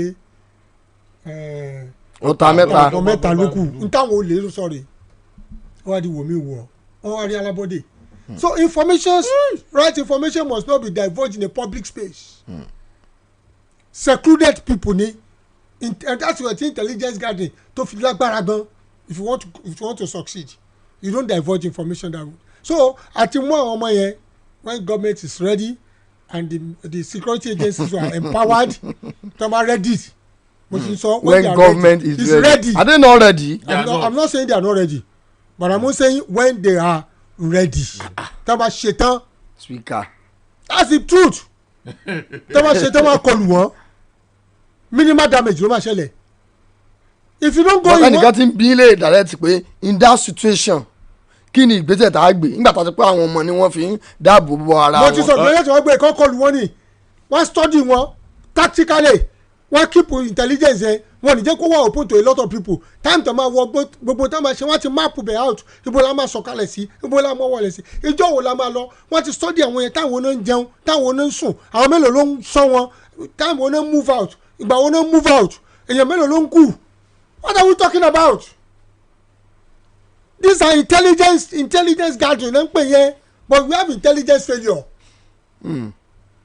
Intelligence failure ni ẹ jẹ́ ká àwọn ọlọ́pàá yẹn mọ̀ pé wọ́n pé ẹ jẹ́ ká yẹn pàwọ́ àwọn kẹwọn tí ó ṣẹlẹ̀ kí the right coordination wa kẹwọn tí ó ṣẹlẹ̀ tí wọ́n ní gbọ́bọ̀dì fẹ́ níbọ̀dì ká lọ pààyàn bí arótilé. ṣé mo púpà tí Amẹ́ríkà. ká tó lọ bẹ̀ wọ́n ń sẹ́wọ́ sí wa ń bì ká tó lọ bẹ̀ ẹ hold on. Akidigbo 88.7 FM. Dancity ní ẹlò Dancity ní ẹlò bẹ́ẹ̀ ra data lówó pọ́kú àti káàdì ìpè àti káàdì iná àti káàdì ìdánwò lóríṣiríṣi Dancity ní ẹlò. Dancity ọ̀kan ṣoṣo ọ̀gá tó ju gbẹgbẹ́ ọ̀bùn lọ tó o bá ti ní Dancity lórí fóònù ẹ o nílò àti to app lọ rẹ́kẹrẹ́kẹ́ kí fóònù máa gbóná lórí Dancity wàá ra dátà lówó pọ́ọ́kú wàá ra káàdì ìpè káàdì ìdánwò bíi WAEC NECO UTME àti bẹ́ẹ̀ bẹ́ẹ̀ lọ kódà wàá sanwó ná pabambarì ẹ̀ ní pé tó o bá tún kúrò ní Nàìjíríà tó jayé lọ sórílẹ̀-èdè míì eSIM wà lórí Dancity wàá máa lo dátà lọ ní tiẹ̀ ní lọ sórí App Store tàbí Google Play Store kó o download Dancity ìyún DANCITY o sì lè lọ sórí www.dancity.app kí wọ́n náà wá rí i pé gbogbo ohun tó ń wá ojú kan ló wà. Dancity amáyérọrùn fún gbogbo mùtúmùwà. obìnrin ni mí mo pẹ́ lọ́la. obìnrin ń ṣe bẹ̀bẹ̀. ẹgbẹ́ àwọn obìnrin oníròyìn àtàdarí ètò lọ́lọ́kan òjọ̀kan lórí rédíò àti tẹlifíṣàn gbèdé o. Women Broadcasters Forum Nigeria and Diaspora ń pè yín síbi ìfilọ́lẹ̀ ẹgbẹ́ àwọn obìnrin agbóhùnsáfẹ́fẹ́ tó halẹ̀ pẹ̀lú ayẹyẹ fífi àmì ẹ̀yẹ fáwọn akọni obìnrin tó ti kópa amánigbàgbé fún ẹ̀ka ìgbóhùnsáfẹ́fẹ́ nílẹ̀ yìí. Sátidé ogúnjọ́ oṣù kẹfà aago 12 ọ̀sán lápótókó ayọ̀ máa hù. Orí adé ń kalẹ̀ Olúbàdàn ti ilẹ̀ Ìbàdàn Ọba Rasheed Adéwọ̀lú Ládọjà Arusawan àti ẹ̀kẹrin Olúbàdàn ti ilẹ̀ Ìbàdàn Ọba Muritala Adébáyọ̀ Àkàndé MFR Olórí Olúfúnkẹ́ Oníkẹ́pọ̀ Àkàndé nìyà ń kalẹ̀ àwọn ìyálọ́jà babalọ́jà ládéládé wọ́n wà níkàlẹ̀ pẹ̀lú wa ẹni àyẹ́sí pàtàkì ọjọ́ náà láya gómìnà ìpínlẹ̀ Ọ̀yọ́ ẹnjìníà Taminu Mínínì Olúfúnkẹ́ Mákindé ká sì máa ṣe àtúpalẹ̀ àkòrí ipa táwọn obìnrin kó fún ìsọdọ̀tun ẹ̀ka ìgbóhùnsáfẹ́fẹ́ olùdánilẹ́kọ̀ọ́ wa ògbóǹtarìgì agbóhùnsáfẹ́fẹ́ ọmọbabìnrin Bùnmi Lábìyí Splash FM Academy nílé funfun báláwú fẹ́lẹ́lẹ̀ nílùú Ìbàdàn láti máa gbàlejò gbogbo yín là ń pè ó. Akidigbo 88.7 FM. Comrade Ọmọlúlú. ṣé rí ìgbà tí ilẹ̀ Amẹ́ríkà tí bàbá Fẹ́mi Fálànà sọ lẹ́ẹ̀kan tí wọ́n gbé ọmọ wọn bàbá sọ nínú lecture yìí pé Amẹ́ríkà send a drone wọ́n locate ibẹ̀ ìgbà tí wọ́n locate ibẹ̀ tán wọ́n wá situate tí wọ́n ti gbé ẹni yẹn lọ láti kò ní Yobe or Jiga wọ́n ti gbé ẹni yẹn lọ sí Sokoto ìyẹn captive wọn lọ Sokoto ó ní àsùn tí Amẹ́ríkà dé ó ní wọ́n spray gáàsì kan tí gbogbo àwọn ọ̀tá yẹn sùn lọ every one of them wọ́n sùn lọ ni including the victim tí wà ní àkàtà wọn wọ́n sì land wọ́n sì píkì ẹ̀ tí wọ́n fẹ́ gbé ẹ̀ tí èyàn tí wọ́n wá rescue wọ́n gbé as soon as tí wọ́n gbé ẹni ẹ̀ kó mẹ́ẹ̀ tí wọ́n gbé wọ́n sì pa gbogbo àwọn terrorists ẹ̀ straight pé ti wà 7 but 6 péré náà terrorists ló wà on ground ìgbà tí wọ́n dé wọ́n sì dòkú. The bottom line is this why tí America ló that strategy that tactics sadly pé gọ́ọ̀mẹ̀ntì wa tá a ti form alliance pẹ̀lú America tí wọ́n wá ràn wá lọ́wọ́ tó sì ràn wá lọ́wọ́ dì sí why tí wọ́n lọ gba ẹ̀kọ́ lọ́wọ́ wọn ọ̀ kí wọ́n bọ̀rọ̀ idea yẹ bó o lẹ́sẹ̀ rìn tẹ́ fi rescue àwọn tẹ́ fi rescue ọmọ ìlú yín tẹ́ fi wá ṣe withdraw tẹ́ spray chemical yẹn tí wọ́n sì àwọn Arabi sì sùn lọ pẹ̀lú èèyàn yín but after certain hour chemical yá ká lójú wọn a ṣiṣẹ́ tán and I was wondering. Americans tó wá wọn sọ fún yàn kankan tán fi wá. wọ́n sọ. tán bá sọ fún yàn ó kàn rí pa àwọn terrorists wọ́n ti gbé kinní gáàsì tí mobile ni. tí wọ́n bomú. wọ́n ti bomú àwọn yóò ti fún wọn lọ́wọ́ pé gáàsì wọn fẹ́ ṣe o wọ́n ti gbé kinní símú wọ́n ti fún wọn ní information beforehand. òun mo fi sọ pé these things are tactical and must be handled by experts. ẹ wo orú comment section nísìnyí tí mo ní when government is ready tẹ́nìkan nígbà wo ni kíníkan an officer only am an officer when government are ready we are ready. Hold your government accountable. Are you getting what I'm saying? ẹjọ níta la fún ní mandate pé kán dáàbò bo ẹ̀mí àti dúkìá wa ṣé mi lẹ fún mandate ni why can't we call a spade a spade. Governance is not ẹ̀kọ́ àtẹ̀bànà is not pé mo ṣe títì nìkan it's not pé mo ń ṣe òrùlé mo ń ṣe títì mo ń wó ilé mo ń ṣe kíní mo ń kọ́ school that's not what government is all about. Part of their responsibility. Those are just some of it it's not in totality. Governance ó pọ̀ bí ẹlọ́wọ́ sustainable development goals under the UN charter kẹ́wọ́ the level of responsibility of government to be able to sustain a society. So when they are ready I know the whole thing will come to an end. Even insurgency tan wo yìí gbogbo insecurity yìí ìlú yìí let me tell you something we are not safe that's the point. àdúrà ló ní ṣọ́ọ̀ṣì àti mọ́sálásí fi ń kó olúwa dáàbò bò wá o àwọn tó lówó wọ́n ń wọ security àwọn tí ò ní àwọn náà wọ́n fẹ́ kán jí wọn gbé. May God have mercy on us. Àmín. And social vices tó ń pọ̀ ẹ bèrè pé kí ló jẹ́ social vices pọ̀ tílé haúsá nígbà táwọn alimajiri ń pọ̀ tán ṣe gbogbo ẹ̀ tí wọ́n rẹ́ kọ̀ọ̀kan táwọn ọ̀gá wọn gbogbo àwọn tó ti jẹ́ leaders wọn tán ṣe ń sọ owó tí wọ́n tán sanwó di rákàdédè tán sanwó di ẹrú that's why tán fi lé recruit wọn sínú Boko Haram nínú gbogbo iswap nǹkan kan náà.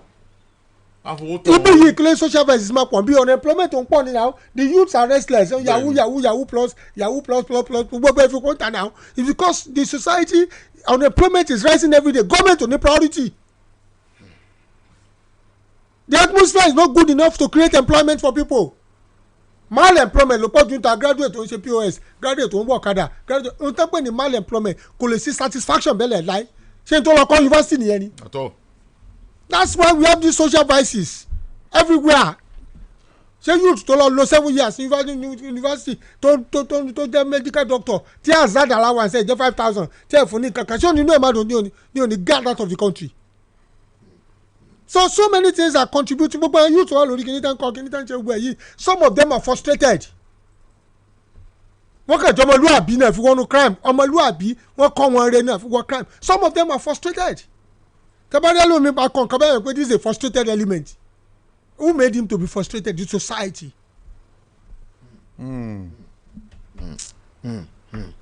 Honourable Speaker nínú ọ̀sẹ̀ tá a lò parí ní House of Senate ọ̀rọ̀ kan wà tá a gbé yẹ̀wò ń bí eléyìí tí àpabì ó fèsì lónìí nípa pé kí wọ́n gbé oríṣiríṣi owó là ń ná ságbọn ètò ààbò lórílẹ̀‐èdè Nàìjíríà síbẹ̀síbẹ̀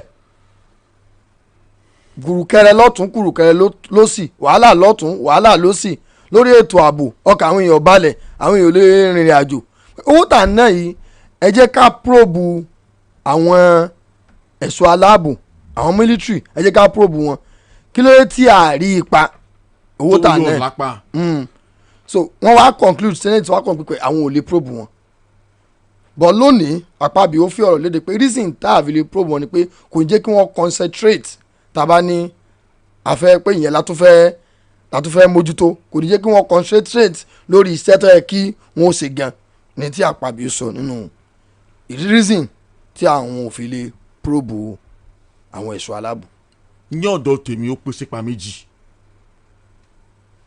for the fact pé. so what justify. mo bọ̀ ó pèsè pa méjì for the fact pé wọn ò ní concentrate kò túmọ̀ sí pé kí n fail in my duty to call whoever it should be accountable láti wádìí pé owó òlu ni tá a bá sì fi owó sun kankan tá a bá rí pa tá a fowó yẹn ṣe ó dára kí n béèrè wò bó o lówó ìṣe lọ tó fi di wípé owó tí mo kó kalẹ̀ síbí nǹkan tí result tí mò ń get okay far below expectation wa the responsibility senate okay ó ní láti ṣe oversight function láti béèrè àwọn ìbéèrè tó tọ́ at times gbogbo ìbéèrè kọ́ ni tẹ́ bá ń béèrè náà kọ́ ni yóò mú jìyà lọ́wọ́ torí ọ̀pọ̀lọpọ̀ wọ́n bí ní ìpè tó má bẹ̀rẹ̀ sí í ṣe oversight function àwọn ìbéèrè kọ̀ọ̀kan bóyá wọ́n mọ̀ fìyà já àwọn míì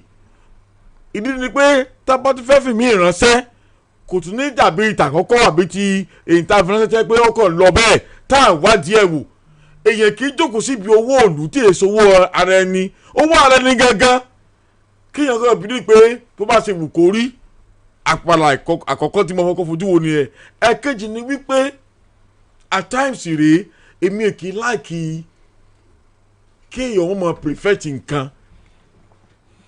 kí nǹkan ti wá ṣẹlẹ̀ tán kó wá máa béèrè fún damaging control ní tèmi ni o now I believe in certain preventive mechanism tí owó ti máa ń rán síbì kan tí òfin ní máa rí bẹ́ẹ̀ mọ́ mechanism wo preventive measure wo lè ń set so that owó tí ẹ bá yà fún ẹ̀ka ètò ààbò tí ó fi lọ bó ṣe yẹ kó ṣe lọ tí ò ní jẹ́ pé àwọn kan ó jókòó síbẹ̀ wọ́n máa fi ṣe ara rìn dín that's the preventive measures mo kí wọ́n máa lẹ́nìkan sí ni pé mo fura sí ọ ó máa fa àkùdé nígbà míì a tún máa fa àsìkò ṣòfò ẹni tí ó léèyàn mú náà pé òun fẹ́ mú lágbájá àbí tàmọ̀dò ok sára tiẹ̀ náà mọ́ ni but iṣẹ́ ẹ̀ ló ṣe o but èmi ọ̀kan nígbà wo nínú ká mọ̀ wọn prevent bówó ṣe ń sọnù bówó ṣe ń pòórá táàsì nípa rere ká mọ̀ pé a fi àjẹni báyìí a fẹ́ kọ́ ní sí tòódà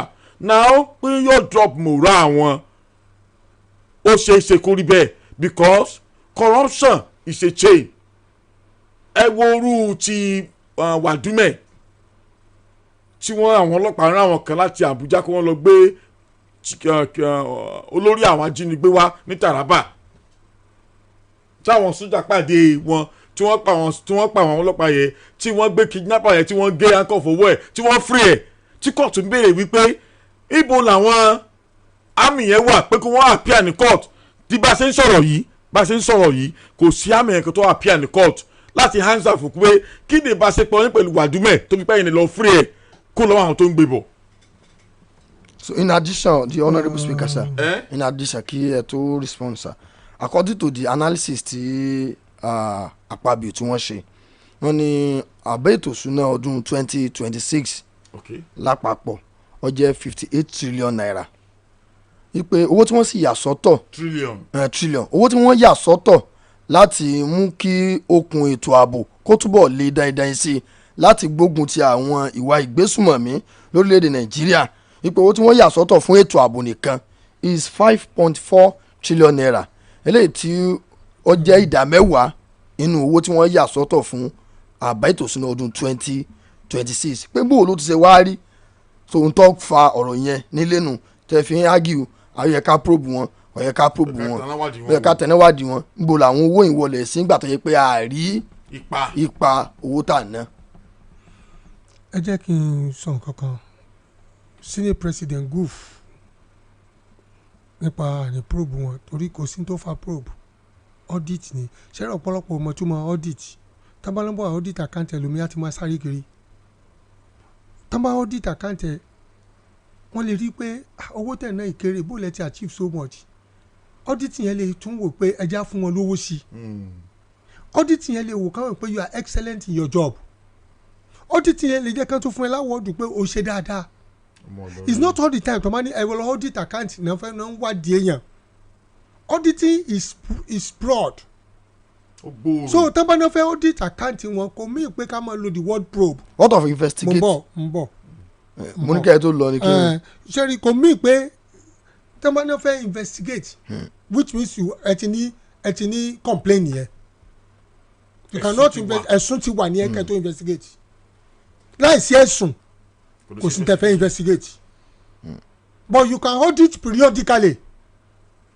anytime tẹ́bá wà periodically ẹ lè audit pé ẹja audit account bye ẹ̀sùn lè wá o kẹfẹ́ audit o but audit is not all about if you tàbá mẹ́sùn ọ̀tẹ́ audit ẹ lè rí pé ẹni yẹn ó yẹ ká tún fún ọ lówó sí ni ẹ lè rí pé wọ́n manage effectively ẹ lè rí pé iṣẹ́ tó ń ṣe gan ó ju nǹkan tá a expect lọ ohun tí audit wà about nìyẹn but ká má fẹ́ ṣe kíní kan ní Nàìjíríà ẹ lọ probe ni ẹ lọ probe wọn owó bye go and do auditing after auditing lẹ́wàá mọ̀ bóyá wọ́n ti jí owó tàbí wọ́n jí owó tàbí wọ́n misappropriate or tàbí wọ́n misappropriate you see the use of force the country here any problem gan.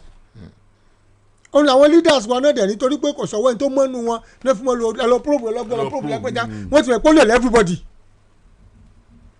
ẹni tí lè bá ká mọ́ ni Barao. So what the Senate president said pé come on probe wọn kó máa delay mórí wọn is just number one moral one drop number one irọ́ ni ẹ̀rù military bá wọn ni.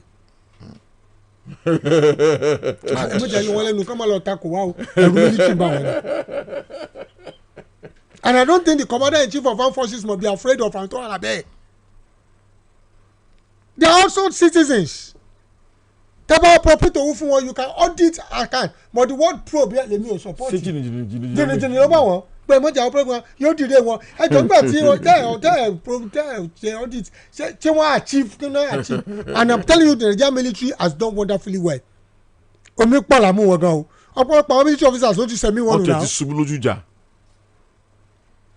The only thing you can do is audit it ìpè ṣé irú equipment àníkànrà ni wọ́n rà fún wọn àbí irú equipment àníkànrà kan because if you are not fully empowered mo ti rẹ́ni tí mo gbé iṣẹ́ mọ́tò fún tó pé gbogbo pọ́ọ̀tù mi ló fẹ́ kán tán tó ń ṣe gbogbo ẹ̀ tó ṣe nǹkan tó ṣe gbogbo ẹ̀ gba mo wá discover pé kò ní irin iṣẹ́ ni àwọn kan tó yẹ kó lò kó ṣe bí right tí ó lò fíò tí ó tu kò ní sísù ló fi ń yọ gbogbo bóòtù sísù ọba ọgbẹ ó tó kàn tí ò yọ kán torí pé kò sí irin iṣẹ́ tí irin iṣẹ́ bá wà you just apply it etí wà ló right etí wà ló spring etí wà ló gbẹ fún kíákíá ló máa tú bọ̀ kò ní irin iṣẹ́. yọ ọ̀rọ̀ lọ́rùn gan. ó wá pẹ́pẹ́pẹ́ tó wá ná mi lówó ju tó yẹ kó ná mi lọ bí military ò bá ní irinṣẹ́ tó tó ẹ̀mí ó ṣòfò yóò náwó ju iye tó yẹ kó ná wa lọ. bẹ́ẹ̀ni.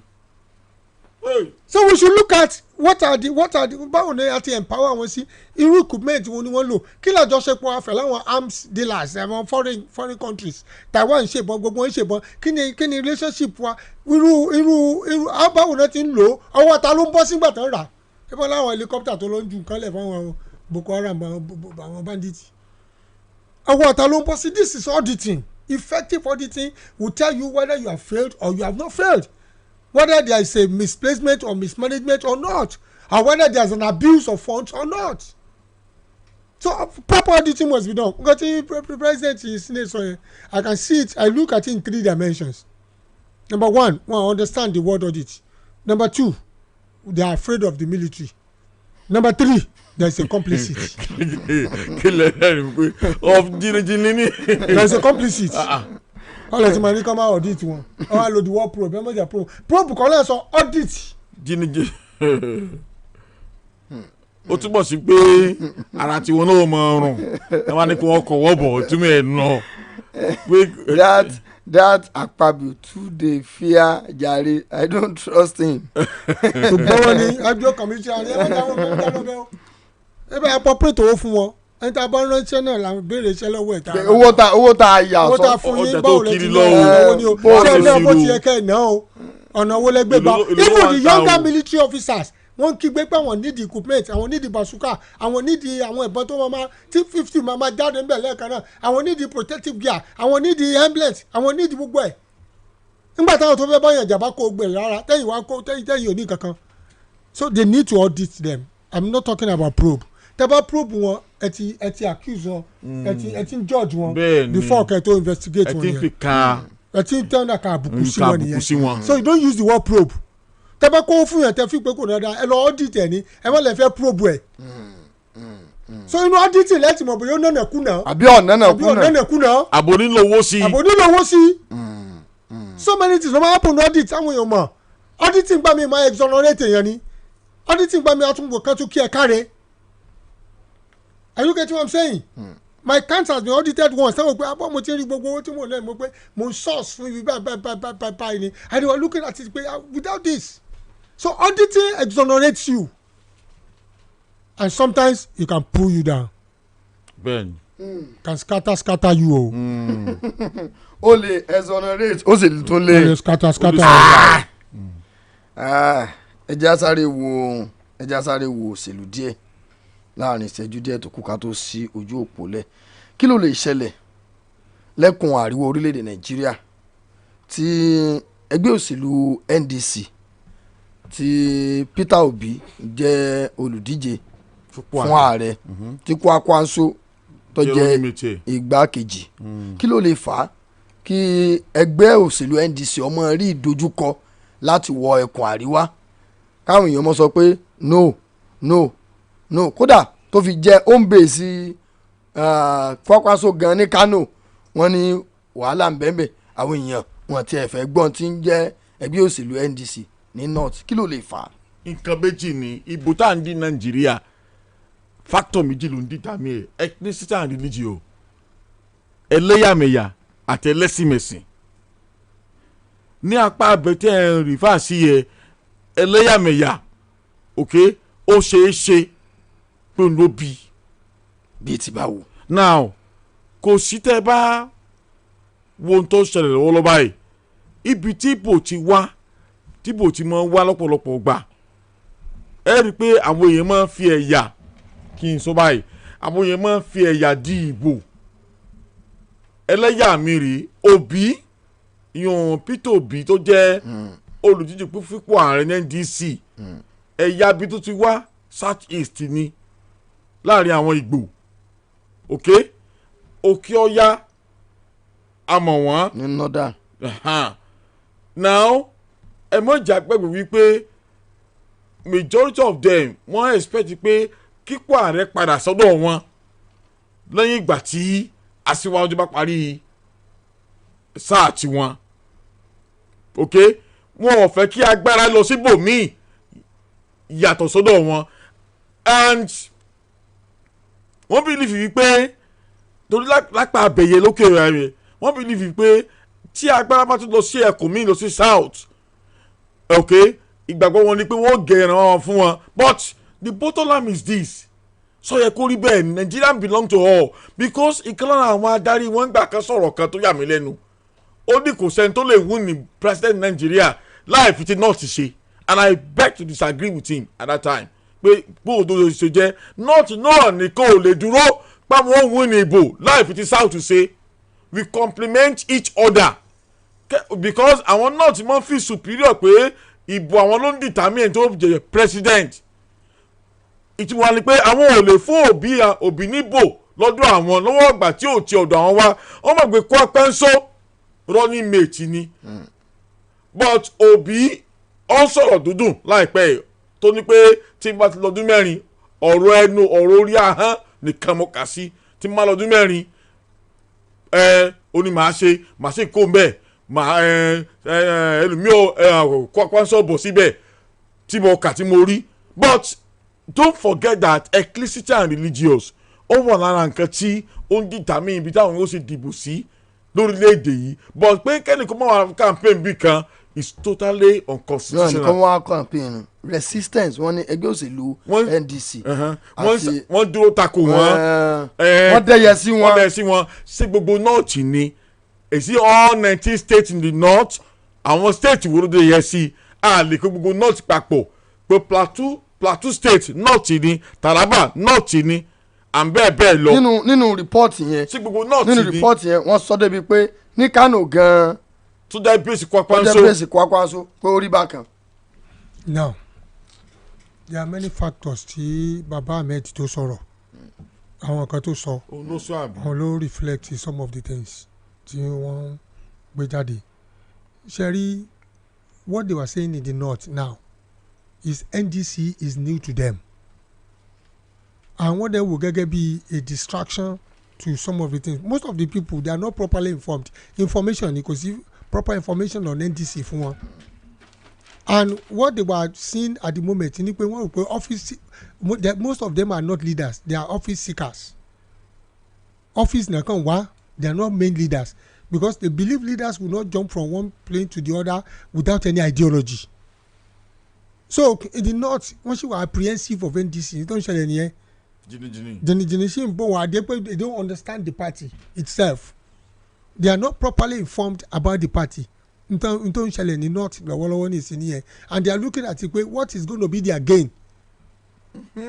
if a southerner now comes in cherry and then they are not the people are not talking about whether Christian or Muslim or anything they just want leaders that can drive this nation to a safety shore ọ̀gá táwọn wà ní ẹ̀ wọ́n pè wọ́n lórúkọ kan ní àwọn kan pé olórúkọ kan wọ́n ní haram pé nǹkan tó kọ̀ ní nǹkan pè ní north nìyẹn pé mẹ́sẹ̀gì yẹn kò ń circulate pé lórí ndc WhatsApp yẹn haram náà ń pè and the word haram náà ń pè ẹ mọ̀ pé ẹ máa gbọ́ ẹ mọ̀ pé political gimmicks náà ni o oko òṣèlú ni ẹ mọ̀ pé language táwọn ọ̀pọ̀lọpọ̀ fẹ́ gbọ́ ní north and they are majorly muslims and very devout muslims are you getting what I'm saying now when you say devout muslims àwọn tẹ́ pé àmì ìsọpọ̀ àwọn tó wà bí ó devout o mo ń sọ ní pé they are very devout muslims wípé àwọn tó ń gba islam gidigidi so àwọn ọ̀rọ̀ kéékèèké máa ní mínì táwọn pè ní haram ṣètì ẹni tí ó kàwé níbẹ̀ báyìí kò ní dé díẹ̀ láìláì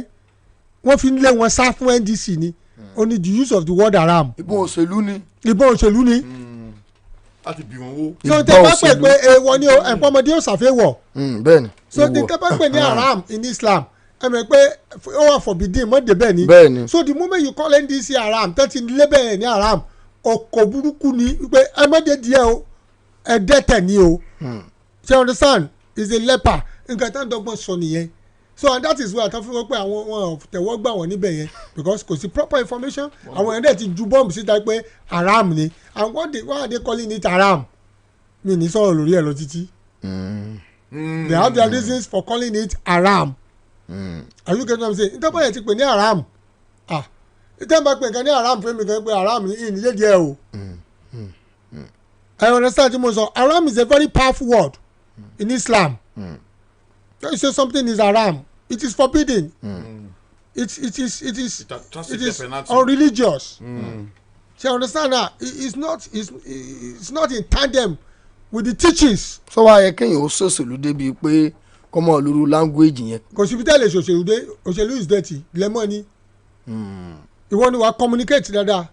Ìwọ ni wàá wá the way tí wàá fi sọ fún àwọn èèyàn pé n tó mean rè. Ìwọ náà tó ń sá kiri bí eégún orí bí ọ̀bọ orí igi. Kò sígbà tí wọ́n ní sọ fún náà nípẹ́ ní ìjìmẹ̀rẹ̀. Ẹgẹ́tẹ̀ ọ̀bọ tí ń sá kìnìún tí ń fò kí lórí kìnìún wọ́n pè ní ìjìmẹ̀rẹ̀. So ìwọ ni wàá communicate dáadáa bọ́ oko ni ọlẹ́mọ òbí àti kwankwanso. oko ni òṣèlú ni haram tá pé yẹn wọ́n jù fún wọn ni bomb ni and before you know it ó máa spread like a wildfire ni. àkó spread ló ó ní ìwé ìròyìn reporter. ẹ̀yàn ní haram ní nǹkan tí wọ́n bá dé 2027 yẹn o èyí lẹ́ tètè sọ pé kí ni opposite haram. halali ni ẹ sọ pé eléyìí ló bí haram. halali eléyìí ṣe nǹkan tí yóò tọ́ nǹkan tó tọ́ ni. this one no be poison na food.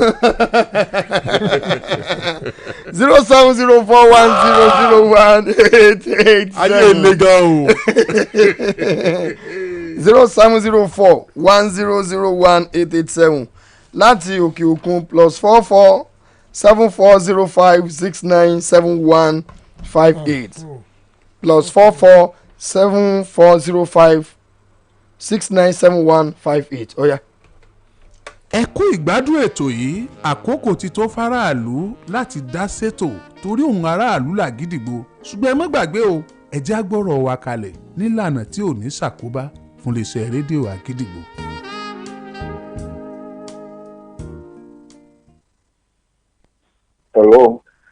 hello. ẹ kú ojúmọ́ o. ẹ káàárọ̀ sà. Adébọ́lá lórúkọ mi mò ń pè láti òkè.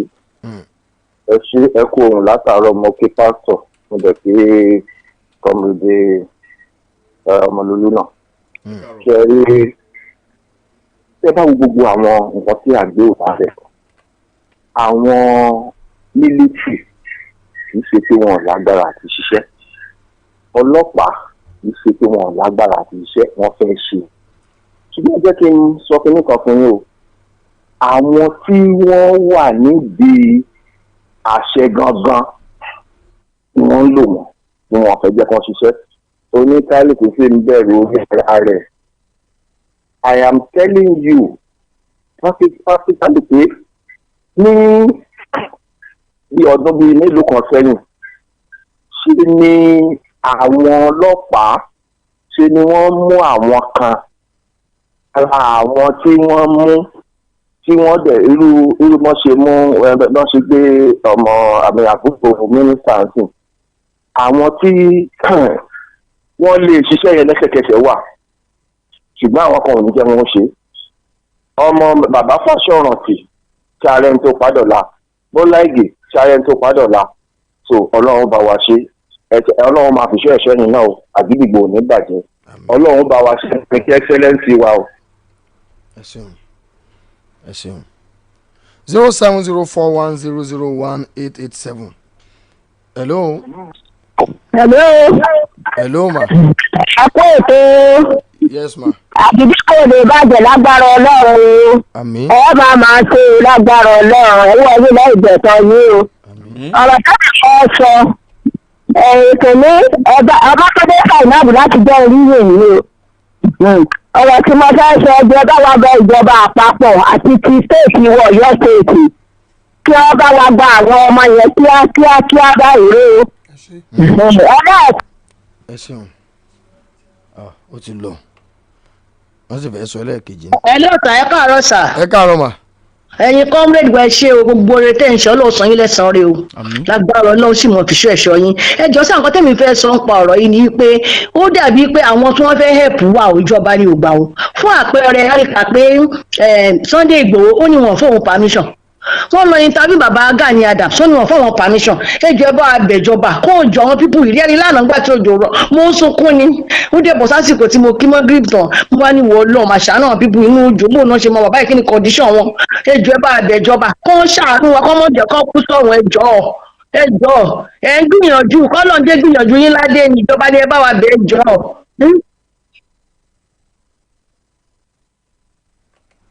ẹ ṣé o ó dàbọ̀ sà. ẹ ṣeun.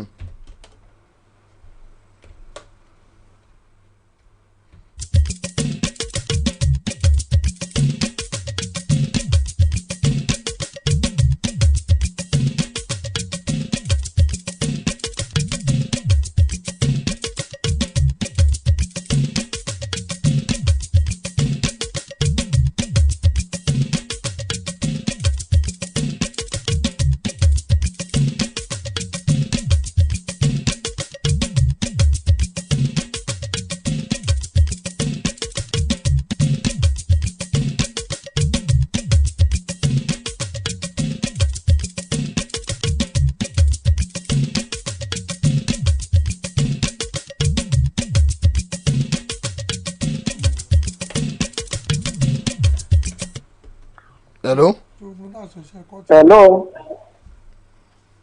ẹ̀dọ́ ẹ̀kọ́ ojúmọ́ o. ẹ káàárọ̀. ẹ̀kọ́ àrà àgídìgbò ní bàjẹ́ o. àmín. ẹni tẹnu tó bí ọwọ́. àmín. kí ìjọba pàṣẹ látòkè. orúkọ mi ni ọmọ Abadéníyì láti ìlú Ìkòyí nípínlẹ̀ Ọ̀ṣun. àti rẹ́dì báyìí láti dúró fún Nàìjíríà àbẹ̀rẹ̀ kankan lọ́wọ́ Nàìjíríà lọ́wọ́ ìjọba wọn kí wọ́n pàṣẹ fún wa kó fún wa ní ọ̀dà ká lọ àwa lè lọ bá sì dé lágbára Ọlọ́run sì hàn kò ní mú wa ọwọ́ ìjọba ló kù sí o wọ́n yé tẹ̀wọ́ ẹ̀yin wo ni mà ẹ̀yin wo ni sà. sẹ́mi Àgbẹ̀kọ̀yà ni mí. ok. Àgbẹ̀kọ̀yà ni mí. ẹ ṣeun ẹ ṣeun ẹ ṣeun. ẹ ṣeun. so wọ́n sọ̀rọ̀ wọ́n sọ̀rọ̀ orúkọ Àgbẹ̀kọ̀yà. pé kó pàṣẹ fún wọn ká lọ kí nǹkan kan. wọ́n fún aláṣẹ ká lọ a lọ a dé. I love that word. finilaga ti kìnnì kan tó ku ìmọ̀ bọ̀ la lọ. hello. hello sir. ẹ káàárọ̀. ẹ mọ̀ kó àtó. yes sir. Nàìjíríà ò ní ìbàjẹ́ lágbára Ọlọ́run. lágbára Ọlọ́run bí ṣe ń ṣe àárẹ̀ rìn gbẹ̀yìn ni. àmín o. ṣe rí ohun tẹ́mi kan mú wá lábàá ni pé ṣe rí àwọn ọmọ tí wọ́n wà ní ìgbèkùn yìí ó yẹ káwa náà wò wò bẹ́ẹ̀ bá wo ọmọ rẹ̀ tó bá láàrin ìṣẹ́jú márùn-ún tí ọ̀bá rí ẹ wo bí abiyamọ ṣe sọ yẹn dà. àwọn ọmọ ọlọ́mọ tí wọ́n wá lọ kó sí inú igbó tó dòun pa á lè mọ kọ̀ǹdíṣà tó ọmọ wa dì ṣe. bọ́yá ọmọ yẹn bọ́yá wọ́n ti kúrò lára àdìwà tí wọ́n ti lọ sọ́nà náà ti báyìí. kò sẹ́ni tó lè sọ pé báyìí ní ọmọ ìwà ṣùgbọ́n ìjọba wa kí wọ́n jọ kí wọ́n ṣàánú wa. ìsọ lásìkò ní láti kiri kí wọ́n ṣàánú wa. wọ́n ṣàánú wa ìbá àtẹ̀mí àtiwọ́ ó yẹ kéèyàn ó búra rẹ̀ jẹ́ kó tó búyàn jẹ́ o ó yẹ kéèyàn ó búra rẹ̀ jẹ́ dákun ẹ̀yìn èèyàn mi ẹkú yànjú bàbá ọlọ́sẹ̀ ẹ ṣeun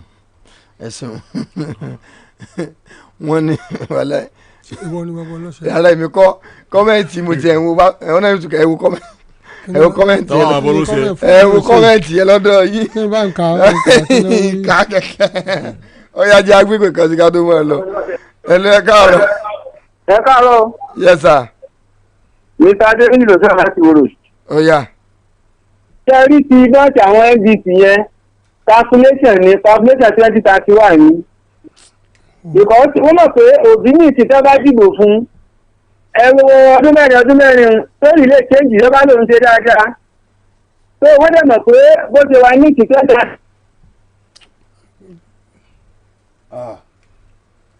ó ti lọ.